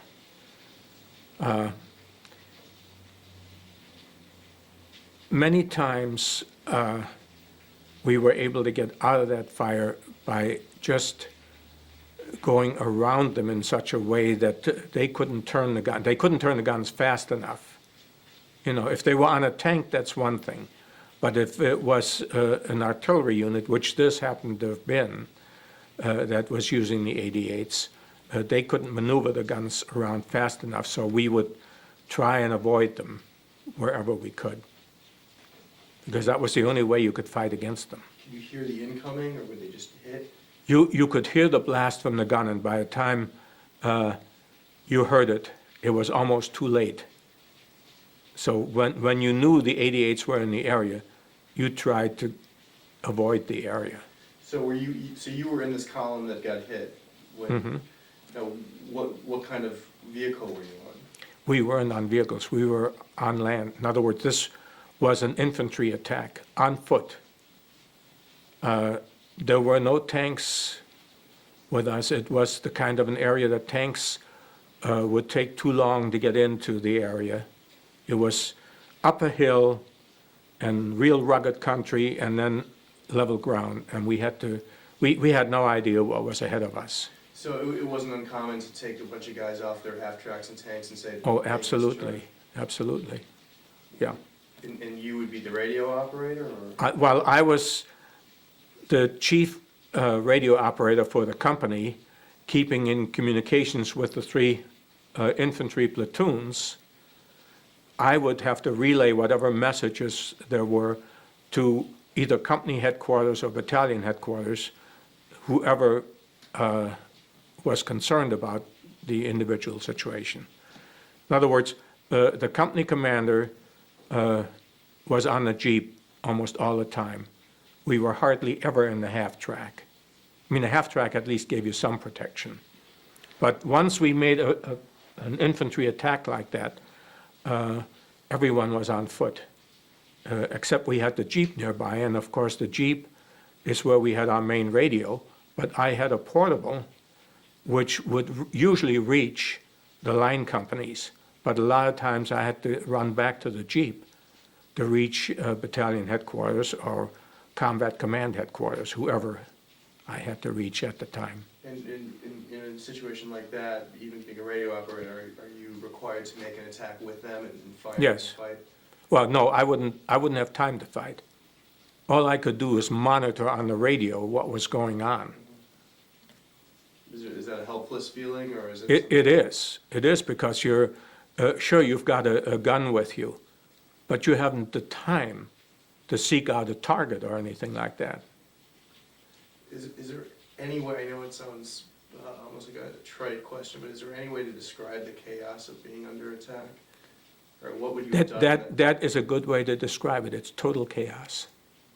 I mean, everyone at a given point has to be on his own to try and eliminate whatever is in front of him. Whether you had a carbine or a machine gun or whatever. You know, the guys had the BARs, the machine guns, all these heavy weapons. And you coordinate an attack to a certain point. But once the actual combat starts, many times you are really operating on your own and hoping that you can keep up with the rest of the troops to fight this battle. Do you have time to be scared? Not really. Especially when you try to communicate with various factions. Once we, of course, got through this area, then the drive was toward Cologne. And Cologne was a really rough battle. We hit the outskirts of Cologne, and the Germans had made a concerted effort to defend the Ford factory. And we attacked that factory, and it took us 2 days to oust them from that factory. I mean, that was like a fortress practically. Once we got past that, as a matter of fact, in the second attack on that Ford factory, I lost my radio off my back. You know, I had a radio strapped on my back because we were not in the vehicles. It was house-to-house combat, so to speak. and the tanks were in the back, firing into the factory over our heads. And I lost the radio trying to dive into a house because of the way they were starting to attack us from the side. We were going toward the factory. All of a sudden, a German force attacks us from the side. And we tried to take cover. I tried to jump through this window, and the straps just snapped on my back, and I went in without my radio. And don't think I wasn't embarrassed about that. You know, here, the guy that's supposed to stay in communications with everybody has no radio. How close would the German infantry get to you? I mean, did you ever see them so close? And not so much talking to them like in the ceasefire thing, but while fighting, did you hear them talking? And Oh, yeah. Yeah. A lot of times you did. At one point, we heard talking. We didn't realize even where it came from. We didn't realize there was a gully in front of us. And here we crawl up this embankment, and in this gully is a whole artillery unit. We heard them talking to each other. We didn't know what was down there. And our guys just all stood up on command. In other words, we made out, let's just surprise them and go over the top of this thing all at once. And we did. And they just put their hands up. Didn't even fire a shot. Here was 5-gun artillery unit sitting in that hole, having their guns trained over the hill toward us. I mean, sometimes you got lucky, you know. was after the Bulge, was the fighting as fierce? At times it was much more fierce. In Cologne, like I said, this was, of course, after the Bulge, after the Siegfried Line. Aachen was a fierce battle. Cologne was more fierce than Aachen. I think it took us about 4 or 5 days to take Cologne. And in Cologne, we advanced. Once we got past that factory, we started advancing rather quickly. And as we approached the big railroad station in Cologne, I had to expose myself. I had to go out into the middle of that railroad station because there was no way, with all the steel and everything, there was no way I could get a hold of anybody in back of us. I was trying to lift our own artillery that was still firing on that on that railroad station. I was trying to lift that fire, and I finally had to go out in the middle of the railroad station till I was able to make contact to lift that artillery fire. And if you don't think that was scary, here you're out all by yourself. There were no Germans that were attacking me. It was our own artillery that was being thrown at it. And once we got through that, we got close to the Rhine River because the railroad station was not far from the Rhine River. And we were just ready to cross the Rhine River when the Germans blew up the last bridge in Cologne, right in front of us, which was right next to the big cathedral in Cologne. What month was this? This was probably around February or so. It was early in the year. And so what? In Cologne, that's where we finally, it wasn't until Cologne till we got our 105 millimeter guns on our tanks. And there was about an hour's battle between Mark V and one of our tanks with the 105 on it. That was the Pershing tank. Up until now, we had only Shermans. This was a Pershing tank, and that Pershing tank, it took them an hour to knock out that Mark V because they were going back and forth, you know, going around corners, taking a shot at each other and that sort of thing. And that tank, I've got a picture of somewhere here, sitting right outside the cathedral, which was right near the bridge that was blown up in our faces. In Cologne, we had, again, we were stuck there for a while. for about 4 or 5 days, and we occupied what was the Excelsior Hotel. The Excelsior Hotel was a beautiful hotel, and we used their dishes for our meals. Well, needless to say, we didn't wash any dishes. There was a big center courtyard, and when we got through with the dishes were tossed out the window into the center courtyard. We must have gone through hundreds of dishes that way. But there also, we, as a bunch of GIs would, we reconnoitered the area and found that all the booze that the Germans had confiscated from France was in the basements of these hotels. We were in this basement and found a newly cemented wall. We broke through that wall, and there it was. And then we found that the basements from the surrounding hotels were all connected. And we had just nothing but booze in those basements. It was just unbelievable. The best of champagnes, of liqueurs, and everything. Did you drink them?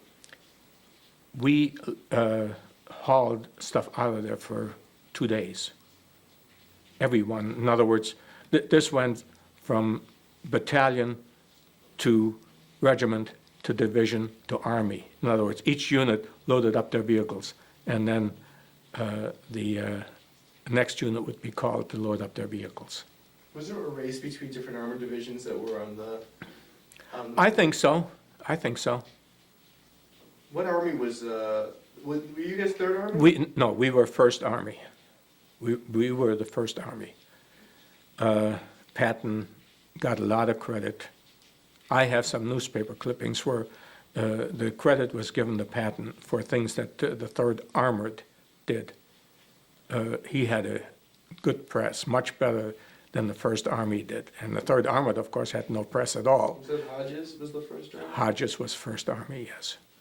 What,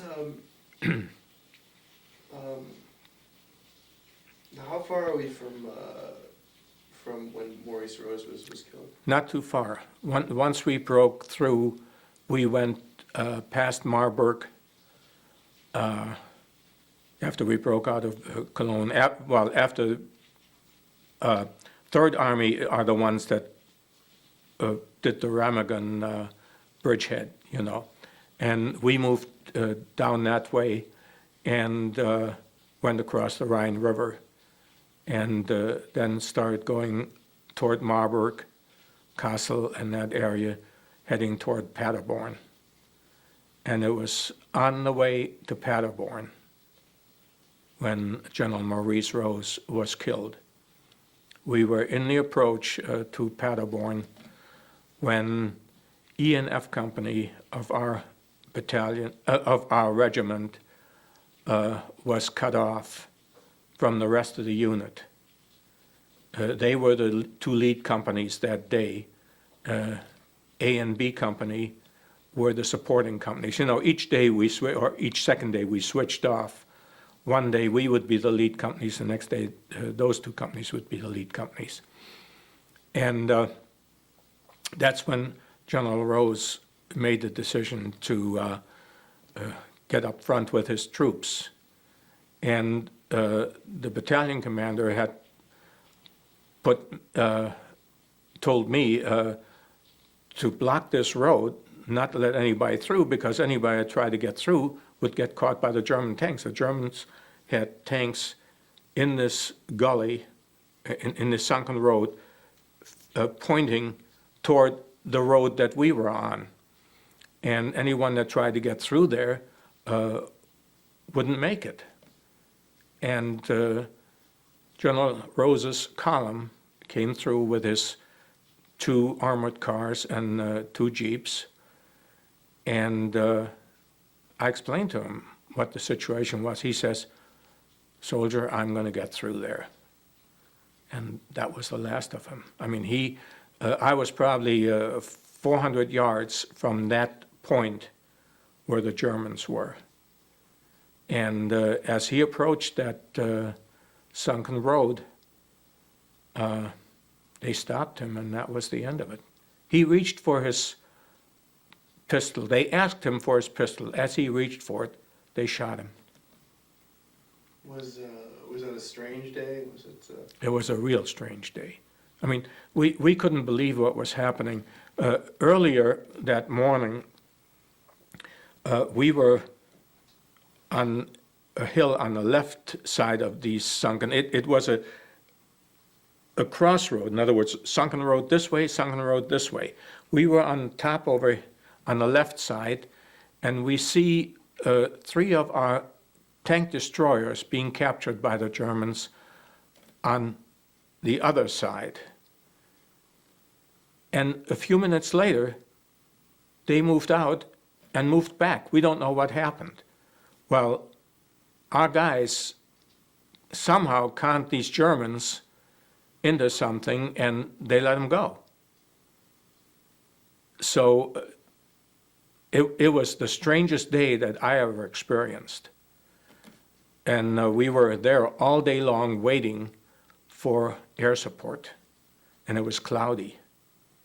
Couldn't get air support. That's what we were really waiting for, either for the Germans to tire of their little game, or until we could get air support.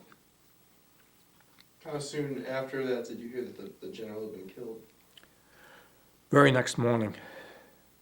Well, I heard the gunfire, but I couldn't tell what was going on. And then we questioned it, and the next morning they said, well, this is what happened. He was captured and then killed. Was what kind of what did that send through the company or through the division? Oh, it was devastating to us. We all said, why did he always have to get up in front? You know, we couldn't figure out why the man in a situation like that would even want to take the chance, because we couldn't get across. What made him think that he could get across? I mean, we had the tanks and the half-tracks. What made him think that 2 armored cars and 2 Jeeps could get across there? He was going to make a run for it, but they just moved in. Hang on. Change tapes? Great. Okay. So what about the armored vehicles you were saying? The driver of one of the Jeeps jumped out of the Jeep and ran back. He wasn't captured. Several of the guys with General Rose were captured by the Germans. And he said he heard the whole thing. The general was trying to turn his weapon over to the Germans. They asked him to to give up his weapon. And this trigger-happy soldier shot him as he was reaching for his pistol. So the division was torn apart by it? Yeah. I mean, everybody was pretty much upset about it, because we knew it was toward the end of the war, and, why lose a man at that point? A man of that stature, I mean, everybody thought he'd done such a terrific job during the rest of the war so far, that he should have been able to enjoy the spoils of the whole situation. Do you remember the impressions he left on other officers that served with him? Oh, some of these men, some of these officers were just so totally upset it was ridiculous. They, again, like all the rest of the troops, they had so much respect for the man. But again, it's because he didn't ask anyone to do anything that he wouldn't do. And this was proof again. He felt he can get through there and he's going to do it. So from then on, what was the push towards the end of the war? This was on the approach to Paderborn. Paderborn had an SS academy. And as we approached this academy, we again sent in 2 vehicles with white flags, trying to talk the SS commanders into giving up, because we told them the city is surrounded. There's no way they can escape or get out of this, because we had literally surrounded Paderborn first before we went into the attack. And they said, nuts, we're not giving up. So again, it was a total massacre. And when we had to fight for a couple of days to take this town, strictly because these guys were such fanatics that they wouldn't give up. And they knew they couldn't possibly get out of this alive. But I guess they felt it's worthwhile to die for the German Reich, you know. Was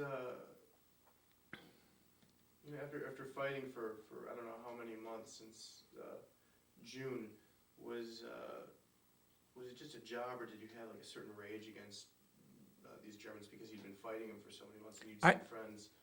Yeah, I think it became more of a rage as we went along because we lost so many of our buddies. We felt we've got to get these guys beat so this massacre will stop. It was just the type of thing that you do almost automatically at a point like that to get it over with. Did trying to think. I forgot what I was going to ask. Did so after that town, did you have time to deal with the civilians and townspeople, or were you just constantly moving? No, we did not deal with anything neither in France nor in Belgium nor in Germany. We just kept on going. The troops behind us had to take care of those situations. We were just a force that penetrated the area and left everyone else behind us to clean up behind us. Many times we didn't clean up the towns. The infantry behind us had to clean up. They had to get the remnants of the German army, either capture or kill them, because we kept on moving all the time. And then from Paderborn, we headed toward Dessau. And that's where we then met the Russians. Once we captured the city of Dessau, we met the Russians across the Elbe River. What was that like? Well, it was kind of a great thing. Obviously, we couldn't talk Russian, but it's amazing how a bunch of GIs can communicate with a bunch of foreign GIs, so to speak. And we slapped each other's backs and shook hands and hugged each other, you know. All the bridges were blown across the Elbe River, so we climbed over the remnants of the bridges. We were able to do that. In other words, it was the remnants of the bridges were high enough so we could climb over them without getting into the water. And that's how we met the Russians. And then were you pulled back? Or? Then we were pulled back to Frankfurt. We were pulled back to a town 25 miles south of Frankfurt. The town's name was Klein-Kotzenburg.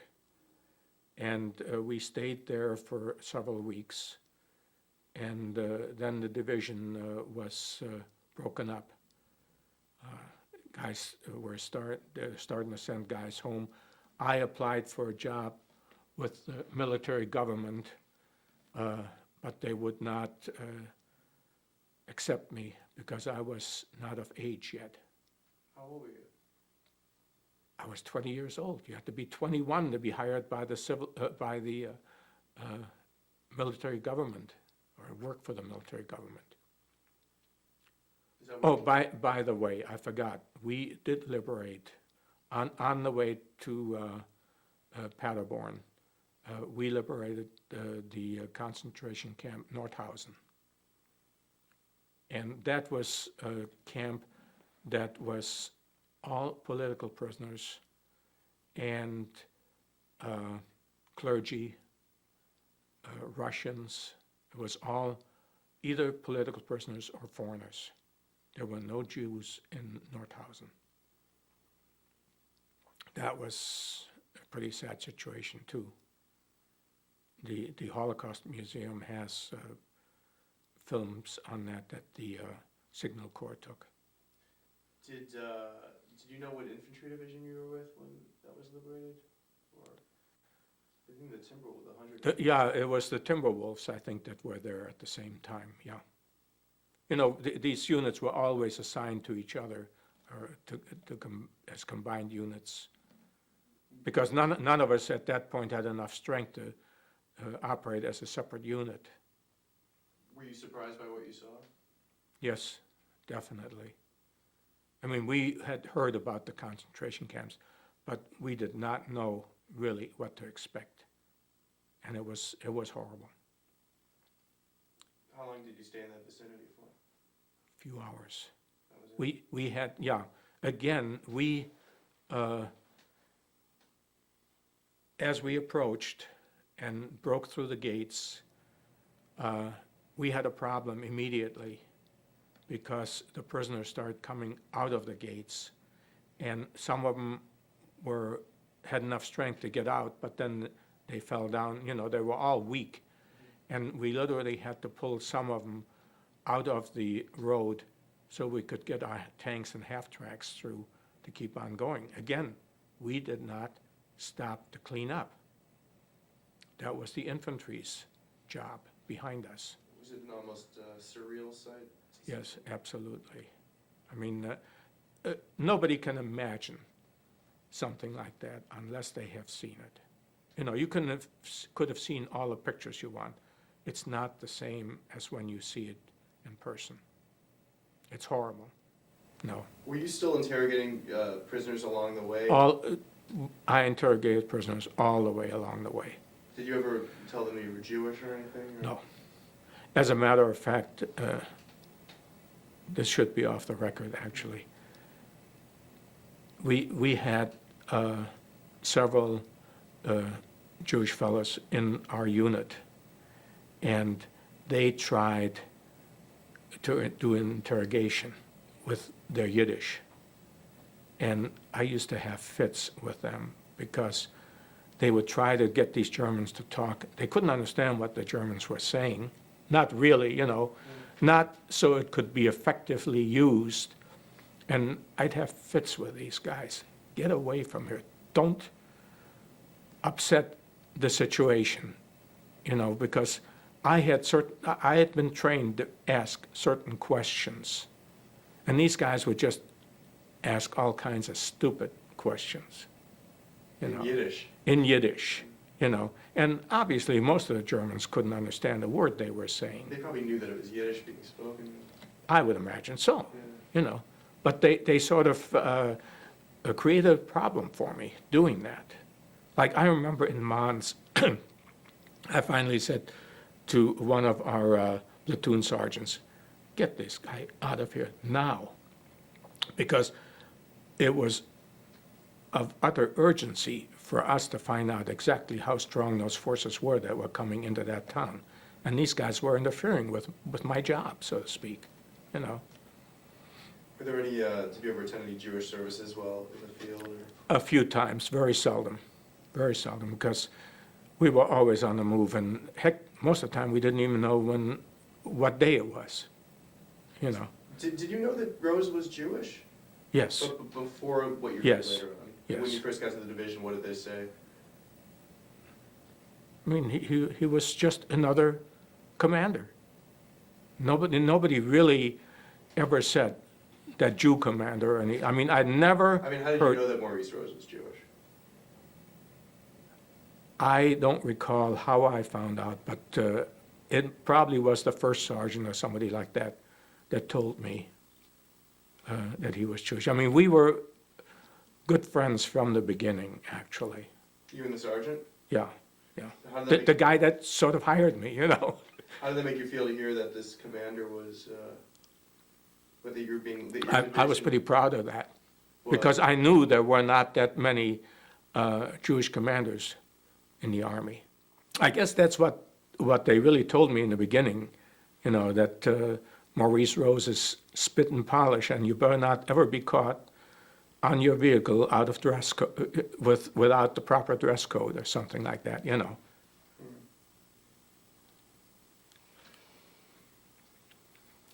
What, so at the end of the war, did you have enough points to return home? We were supposed to return home in September. Unfortunately, there was a dock strike in New York, and we did not get home until December. December 8th is when I finally came home. We sat in Marseille for months, twiddling our thumbs, waiting for the ship to come in. Did you ever go to Paris? Yes, they sent me to Paris after the battle for Cologne because they felt that I was a nervous wreck and I needed some time off. Was being under fire and constantly on the move, and were you able to kind of assimilate back into a period of normalcy, or did things stick with you? I mean, did you ever jump when you heard a sound, or? Ask my wife. When we went to a movie, and if it was a war movie, I practically crawled under the seats when the planes came over. Because the Germans may have been on their last leg, but they still had a lot of planes, and they made a lot of raids on us. They raided our camps, in other words, strafed and bombed our areas almost every night, especially in Normandy and France. So when you think back, I mean, it's a long time ago, and you obviously were very young. Would you say that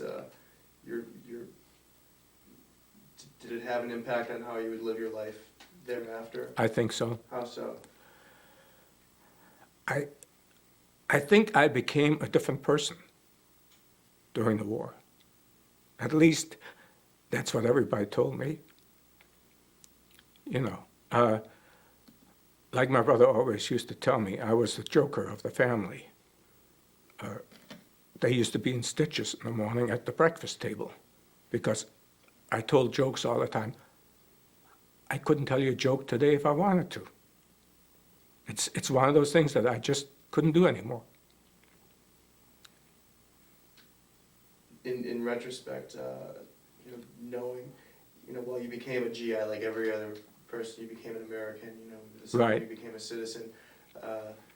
When you think back now, that was a 15-year period from, let's say, 1937, or a 10-year, not even a 10-year period, like 37 No. to 45. You'd undergone so many changes. What do you think about, when you think about that very brief time period that you left and came back? Well, it was a revelation when I saw what we had done to Germany. I was elated when I saw how the cities were destroyed. And as a matter of fact, our house in our town was the only one that had any damage. There was an armor-piercing shell went through the second story of our house. And I saw that when I went back. That's the first thing that people showed me, was the hole in our house. Why it was the only one damaged, I don't know. That there was no reason for the Americans to bomb these small towns. There was nothing there. There were no factories there. It was a rural community. But when I saw Frankfurt and Cologne and Dessau and all these cities, I was pretty happy about it. I felt they got what they deserved. What about your service to the country? How does that make you feel years later? Well, I was pretty proud of what I was able to do. I felt I did my job, and the country gave me the opportunity to do the job, which all of us really wanted to do, to get back to the Germans, at the Germans, and it makes you feel kind of good. Great. I think we're done with this portion. Thank you. Okay. Now we're gonna look at pictures. Maybe we could bring some out. We Uh, could, what are we forgetting? Did you tell him how you got your driver's license? No, let's go. Stop. Say it. Oh. Are you still on camera? I had not had any experience driving anything when I got in the service. I mean, after all, my dad had a car in Germany, but he did not have a car in the States because we couldn't afford it at that point. And one day, the company commander had to go to battalion headquarters, and he says, "Ed, why don't you come along?" And hey, I can't refuse when the company commander says to me to come along, right? So I come along, and we get to the battalion headquarters. He jumps out of the Jeep and says, "Goodbye." The Jeep was still moving. He says, "I'll see you when you come back." In other words, we're driving along. I had to jump from the passenger seat to the driver's seat and get this vehicle under control. That's how I learned to drive a Jeep. And from then on, of course, I was able to drive a Jeep, a 3/4 ton and a 2.5 ton. I learned how to drive all of them. I never learned how to drive a tank. I was in the tanks, but I never drove a tank. What's it like when you get together with the men that you serve with? We do a lot of reminiscing. It's kind of great to get together with the guys. She can tell you she gets bored because of all of our reminiscing and recalling all the things we did. It's, that time obviously means quite a bit to you. Well, you lived with these people day and night. They became part of your family. And that's how you look upon them at this point. And whenever we get together, it's as if we'd never been separated. It's kind of a great feeling, you know, to be able to get together with these guys on that basis.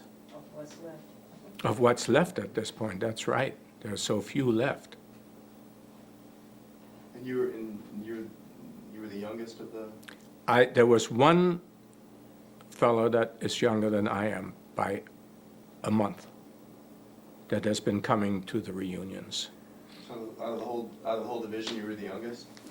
No, out of our units, out of our battalion, I was the youngest. I think we're done. The row. Boy, that was a long one. Yeah, I enjoyed it. Mine was like, what, half hour, 45 minutes? No, yours was an hour. Well, then he had tape left because I. But we gave had a up on- break. I know. I know he had tape left and then he interviewed. Okay. What is it? This is the approach to Cologne. We came in this way. And then moved up this way and over. We came in this road. Say that about, this is the approach to Cologne. This is the approach that we made to Cologne. And then we moved to the left through to the railroad station here where I had to lift the artillery fire, and then toward the dome.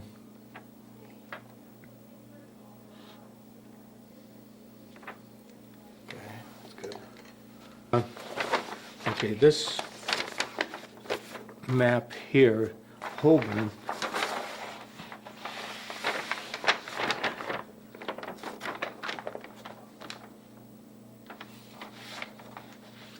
okay, here is, I'm trying to see where, Etch, this is the town, Go ahead. this is the town where the Germans had the 88s pointed at us as we approached. And that's where we took a tremendous amount of casualties in combat. What are these? Again? This was in Belgium. These map, Hoevelaars was one of the main points. We had to protect the bridge at Hoevelaars. Now, I'm trying to see where that bridge, I don't remember where it was, but the Germans attacked, okay. The Germans were in this area here, in the Retigny area. And there was a bridge across this river that we had to protect to keep them from crossing that bridge, because they were trying to break out into the rest of Belgium. This, what is this? Yeah, this is one of my original combat maps. As you can see, all the dirt and everything on it. Oh, this is Paderborn.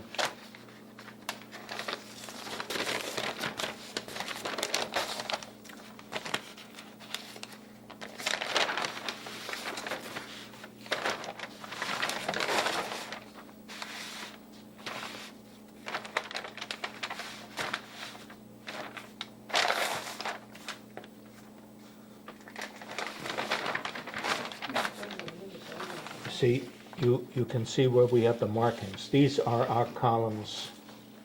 The blue lines are our columns approaching the city of Paderborn. We had 3 circles to contend with as far as fortifications were concerned.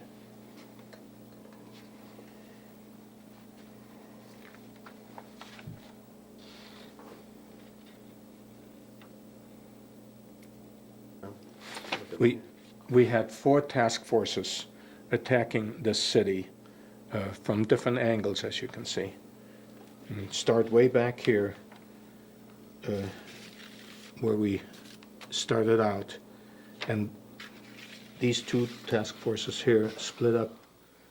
In other words, it was quite a heavily defended area, even the approaches to Paderborn. Downtown waiting for him. That was taken in Paris after the battle for Cologne. They sent me to Paris for 3 days. Horrible story. Accused him of stealing.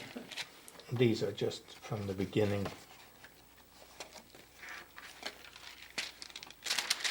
Can you say that again? These pictures were taken in Chicago when I first was in the Army. As a matter of fact, this was after I came home from Camp Fannin before I went overseas. My mother and my brother. I'll stay right there.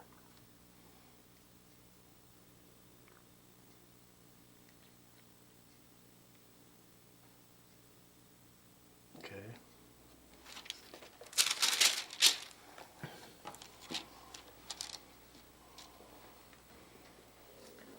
Well, these were taken during combat, but I don't remember where it was.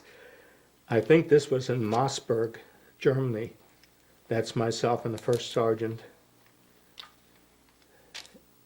And I don't recall who's all on this one. Hang on. I got Huh? it. Hold on. Go ahead. Okay. What do we have here? Okay, this is the battles. In other words, those are the battle stars for the various countries: France, Belgium, Germany, Normandy, and so forth. Point to each one and say what it is. That's what this cluster of stars is for each main battle area, such as Normandy, France, Belgium, Germany. Next. That's the World War II medal that I think every soldier received. This one is the Bronze Star. And that's the Combat Infantry Badge. Hold on. Say that again. This is the Combat Infantry Badge. This one is the Presidential Unit Citation. The entire 1st Battalion of the 36th Armored Infantry Regiment received this citation. That's our division insignia. This is the Army of Occupation, because I worked for the military government for 3 months after the end of the war. That's the Purple Heart for when I was wounded. And that's the Good Conduct Medal.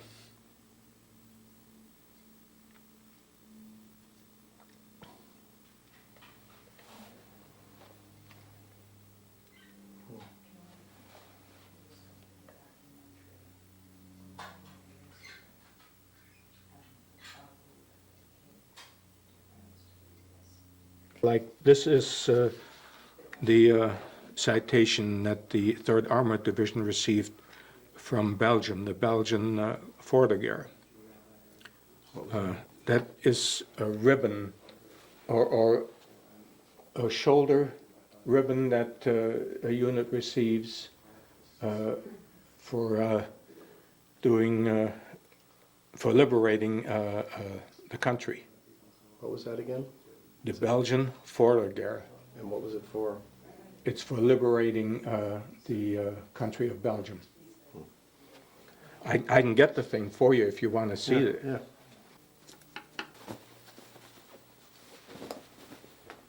Okay, and explain this.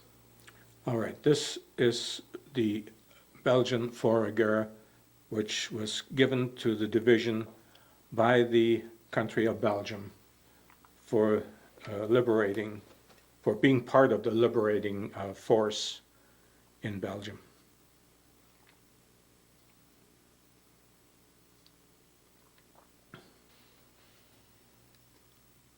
Okay, go ahead.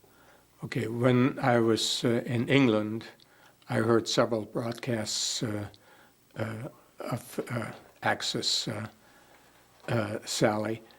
She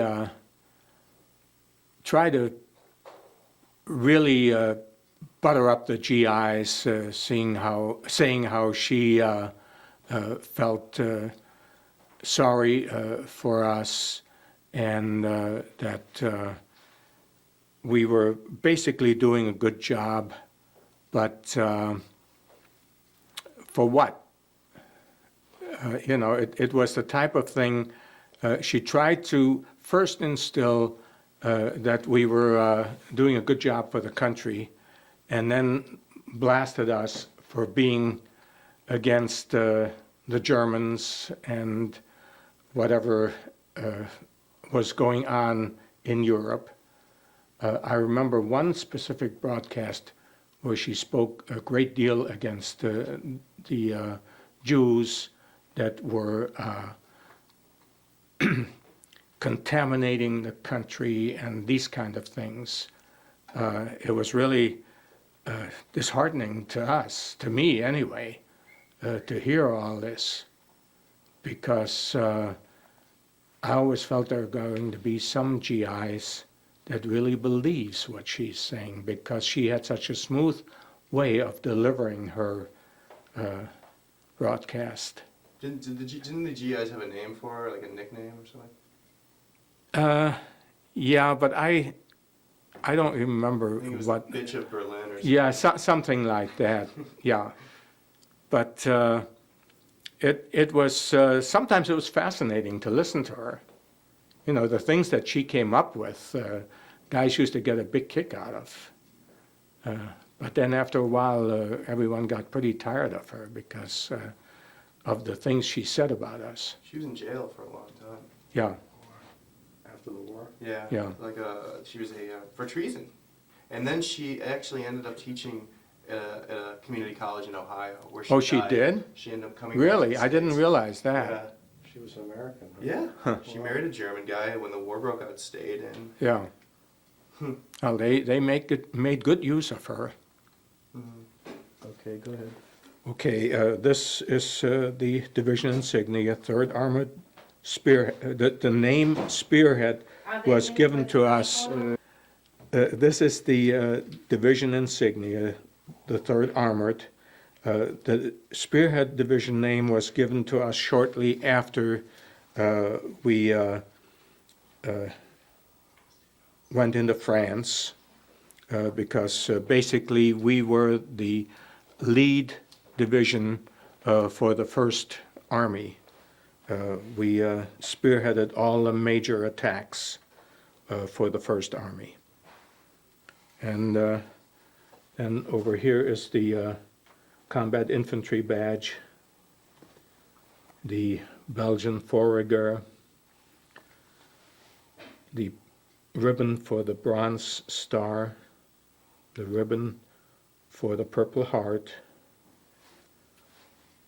the Good Conduct Medal, the ribbon for the battles that the division and myself, of course, went through: Normandy, France, Germany, and Belgium, and the Army of Occupation medal.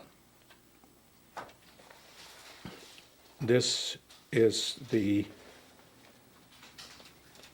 Presidential Unit Citation, which was given to the 1st Battalion, 36th Armored Infantry Regiment, part of the 3rd Armored Division, a citation given by the President of the United States, who personally came over and pinned this on to one company of our battalion. Obviously, he didn't have time to pin them on all of us. This is the regimental insignia, and this, of course, is... Wait, can you point to that? Say that Yes, this is the regimental insignia. That's the 36th Armored Infantry Regiment. And this is the insignia for infantry. Just point to that again. All right, this is the insignia that all infantry had.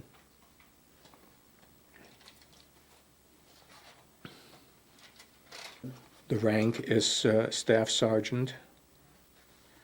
And these are the hash marks. That's for time served in the Army.